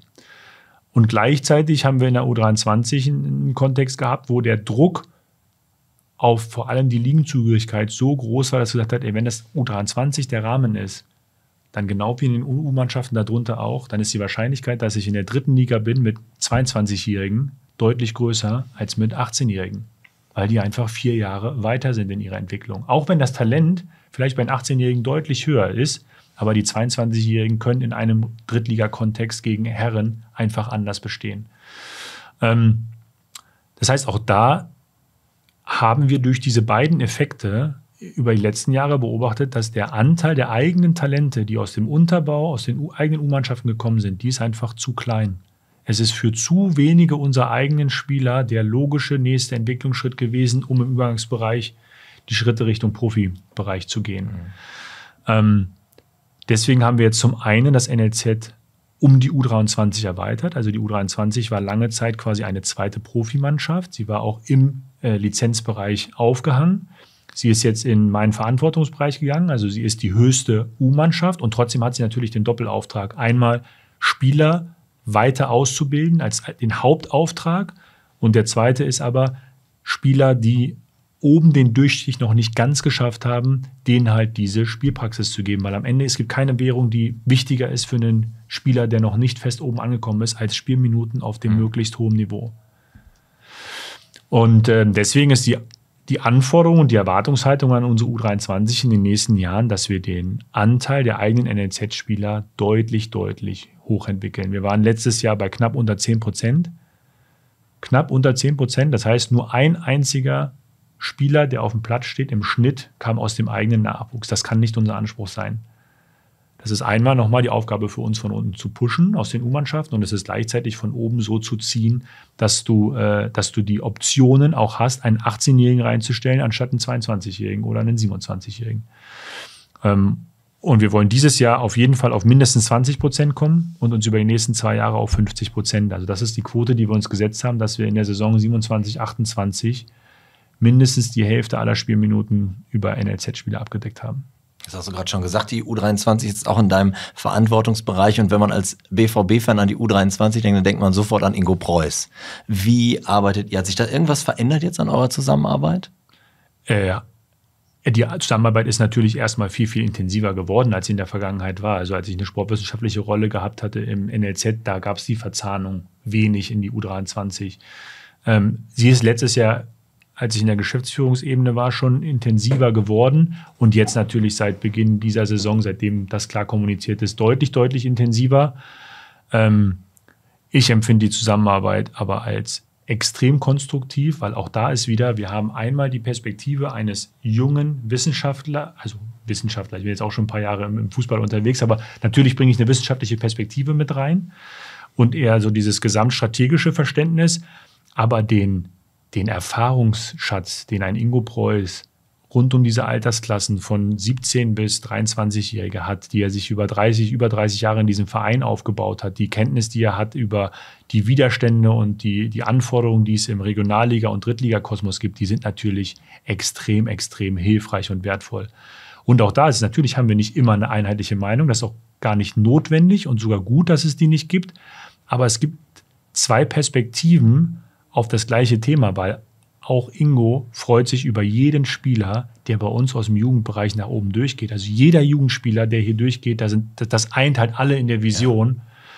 Ja. Und wenn das ein Jugendspieler ist, der aus der U10 da ist, dann ist das für alle natürlich nochmal potenzierter Faktor, als wenn wir den irgendwann in der U17 oder in der U23 dazugeholt haben. Aber auch dieser Weg wird natürlich dazugehören, dass wir immer mal wieder, wenn wir nationale und internationale Top-Talente sehen, die irgendwann später in diesem Weg integrieren. Aber wir sehen uns alle nach dem nächsten Mario Götze, der wirklich von unten nach oben durchgeht und am Ende alle Entwicklungsschritte bei uns im Verein gemacht hat. Als du gerade Ingo beschrieben hast, Ingos Rolle, Ingos Erfahrung, das ist das, was ich eingangs meinte mit, wir haben ja die Experten. Ja. Müssen wir alles entscheiden? Müssen wir überall diejenigen sein, die am besten Bescheid wissen? Nein. Also ganz einfach, weil wir es nicht sind, weil wir einfach nicht Bescheid wissen. Also meine Aufgabe ist bis zu 19 Jungs entwickeln. Da kann ich noch selber viel besser werden, aber da habe ich mich getummelt. Die letzten Jahre, da habe ich viel erlebt. Du sagst immer, wir müssen die quasi auf dieses Level kriegen, dass sie eine Chance haben, den nächsten Schritt zu gehen. Und dann übernehmen andere Leute, die diese Jahrgänge gut kennen, die das seit Jahren machen. Matthias Schiele ist auch ein ganz, ganz wichtiges Bindeglied. So aus dem Jugendfußball raus, in die zweite Mannschaft, in die Profiabteilung hinein. Dieses Top-Talente-Segment, Individualtrainingssegment. Die gucken permanent Training U19, U23, Profitraining. Die stehen mit diesen Jungs selber auf dem Platz. Und das ist gerade das Geile. Also wir haben einen Zufluss an Talenten, hier aus der Region, Scouting, national. Irgendwann kommen internationale Top-Talente dazu. Dann, wenn die Jungs da sind, dann arbeiten wir mit einer Idee an denen Und dann kommt die letzte Säule. Und das ist eben dieser Übergangsbereich. Da brauchen wir Spielminuten, da brauchen wir das richtige Challenge-Niveau. Und da haben wir auch wieder Experten, die das perfekt einschätzen können. Ich würde mal nochmal zurückgehen zu der Treppe, die du beschrieben hast. So wie du gerade so ein bisschen die Selbstwahrnehmung von U19-Spielern in der Vergangenheit, wahrscheinlich auch durch die Stakeholder drumherum beschrieben hast, ist es ja fast so, dass man sagen würde, okay, die vorletzte Treppenstufe, nämlich die U19, die erscheint schon so hoch und ich bin doch schon so weit. Warum soll ich denn quasi dann auf die nächste Treppenstufe gehen, wenn die fast schon wieder ein bisschen runtergeht? Ist das für euch dann so mit die Aufgabe, dass einfach so die U19, U23 wirklich aufeinander aufbauend auch wahrgenommen wird quasi? Weil du hast ein bisschen beschrieben, in der Vergangenheit war es nicht immer der Fall. Das ist witzig, das ist definitiv in der Vergangenheit die Wahrnehmung gewesen, dass für den einen oder anderen Spieler eben genau das so eine halbe Treppenstufe wieder runter ist. Jeder, der seine ersten Spiele im Seniorenbereich gemacht hat, der sieht, dass auch der Sprung von einer U19-Bundesliga in eine Regionalliga und in die dritte Liga sowieso, das ist ein extremer Sprung nochmal nach oben. Du stehst da in der Regionalliga bei dem 28-jährigen, 30-jährigen Familienvater, der extrem abgeklärt schon ist, der das schon seit zig Jahren macht, der einen anderen Körper mitbringt, der eine andere Robustheit in den Zweikämpfen mitbringt und. Wer das nicht als Schritt nach oben empfindet, der ist auch wirklich dieser Glamour-Welt Fußball extrem verfallen. Und diese Jungs, natürlich ist das Glamour rund um unsere U19 mit der Youth League, mit teilweise Berichterstattung, der ist größer als in der Regionalliga. Das ist definitiv so. Aber der Schritt, den die Jungs gehen müssen in dem mannschaftlichen Kontext, der ist in der U23 viel intensiver. Und deswegen gehört sie ganz klar in der Chronologie zwischen dem Profibereich und die U19 und ist nicht unterhalb der U19.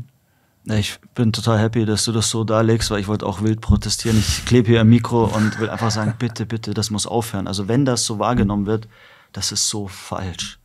Da in der U23, da tummeln sich die Jungs, die irgendwann mal auf dem Level waren, wo jetzt unsere U19-Jungs sind, aber mit schon Erfahrung jetzt im Herrenfußball. Also ob die dann bei anderen NLZ schon ein bisschen älter sind, ob die dann irgendwie in Wuppertal, Siegen, sonst wo spielen.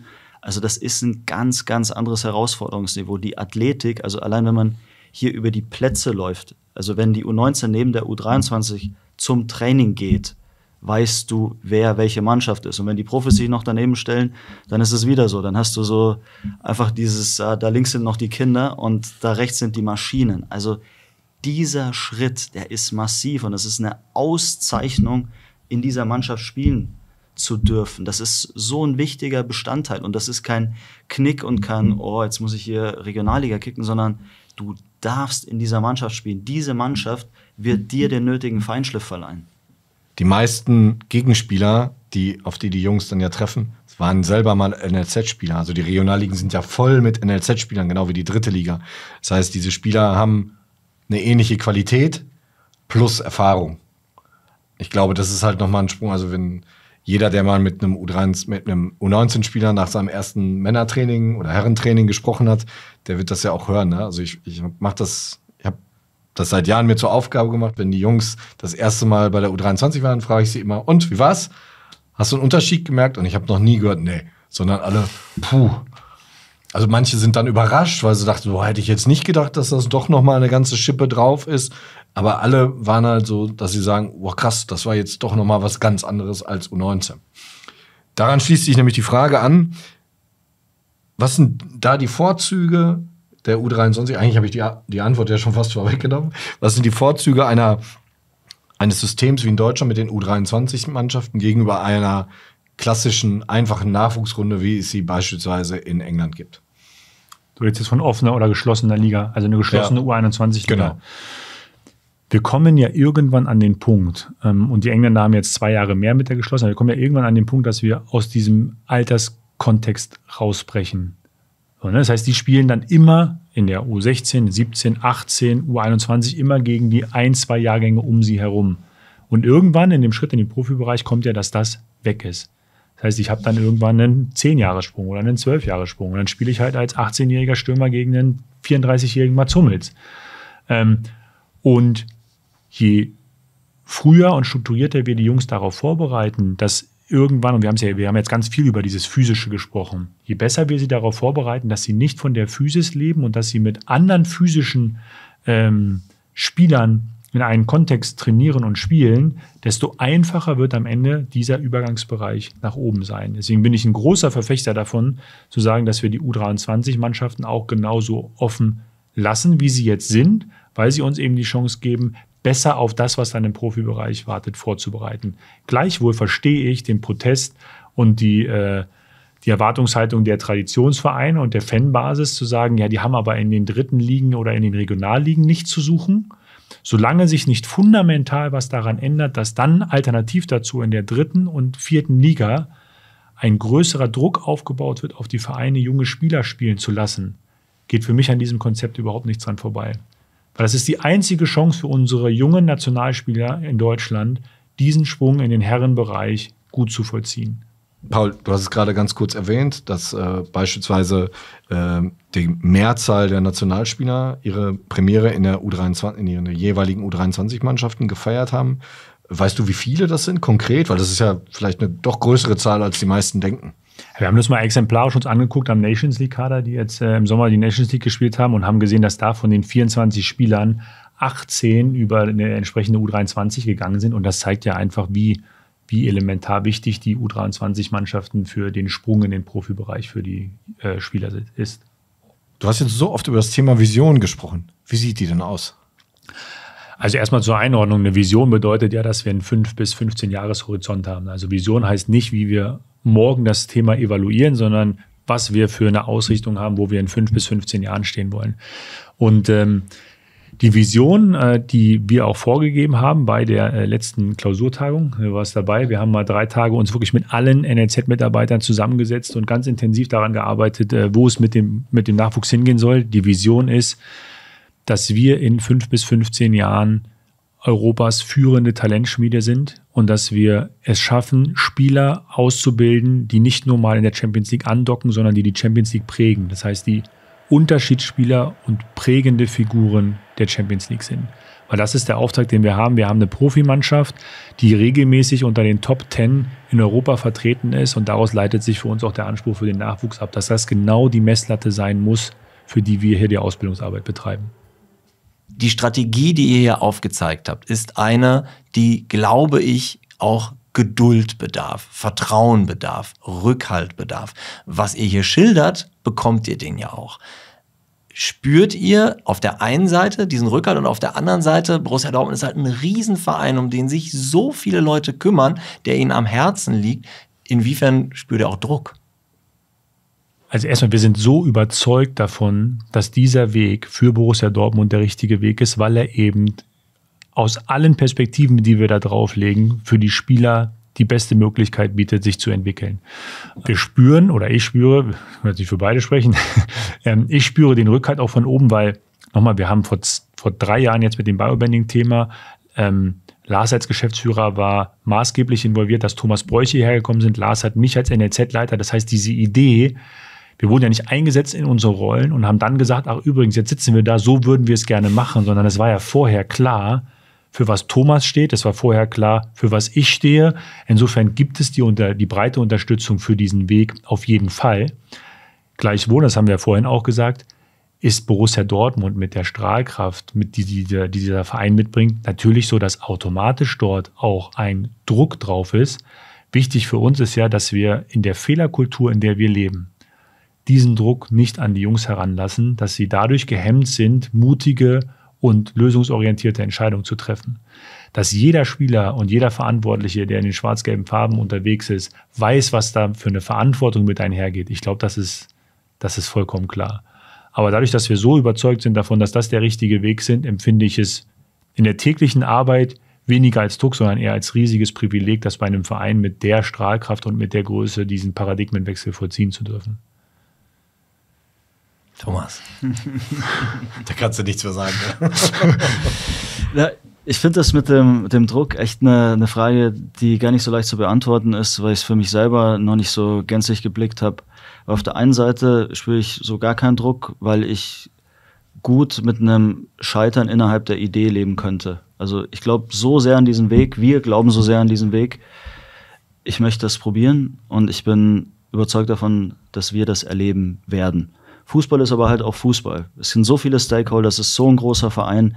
Wenn irgendwann wieder umgedacht werden sollte, mein Gott, dann ist das so. Insofern spüre ich für mich keinen Druck im Sinne von, ich muss irgendwas tun, ich brauche irgendwelche Ergebnisse, um in Amt und Würden bleiben zu dürfen. Das ist es überhaupt nicht. Was ich spüre, ist eben die Notwendigkeit, Leute mitzunehmen, zu überzeugen, Widerstände zu brechen, weil das ist schon auch faktisch noch so. Es hat noch nicht jeder verstanden, was wir hier machen. Bei dem einen oder anderen ist es vielleicht sogar so, sie blicken es irgendwo, aber gehen den Weg so nicht mit, haben andere Ideen, interpretieren Dinge anders, was auch völlig okay ist. Und das ist aber der zähe Teil der Arbeit, weil, wie ihr richtig beide gesagt habt, das ist ja eine Sache, das braucht Zeit, wir müssen geduldig sein. Das ist nicht irgendwie Hand auflegen und über Nacht haben wir 3 Top-Talente. Das heißt, wir haben 3, 4, 5 Jahre vor uns, diese ganzen Jahrgänge, die müssen jetzt erstmal durchgehen. Und wenn dann vielleicht früh schon die ersten durchstarten, super. Die Wahrscheinlichkeit ist aber groß, dass es ein bisschen länger dauern wird. Und wenn du in der Phase die Ergebnisse nicht immer einfährst, ja, dann kann es mal windig werden. Also das ist das, was ich spüre. Das ist auch mitunter eine Herausforderung.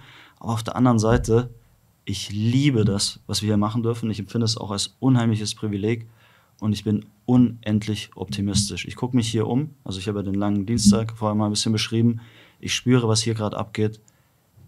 Es gibt keine Welt, in der das nicht klappt.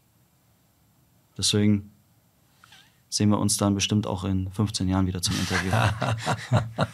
Sehr schön. Dann wirklich vielen Dank für eure Zeit. Vielleicht an alle, die zugeschaut und zugehört haben, nochmal der Hinweis, immer in der Nacht von Montag auf Dienstag blicken wir zurück in diesem Podcast auf das schwarz-gelbe Wochenende und natürlich auch auf die Mannschaften aus dem U-Bereich. Also wenn ihr sagt, boah, das war interessant, da möchte ich mehr drüber wissen, immer wenn ihr dienstags morgens aufwacht, kriegt ihr einen Rückblick. Und natürlich sprechen wir nicht nur über die U-Mannschaften, sondern auch mit den Trainern und, wenn Jens das ermöglicht, dann auch mit dem einen oder anderen Spieler. Danke fürs Zuhören und Zuschauen.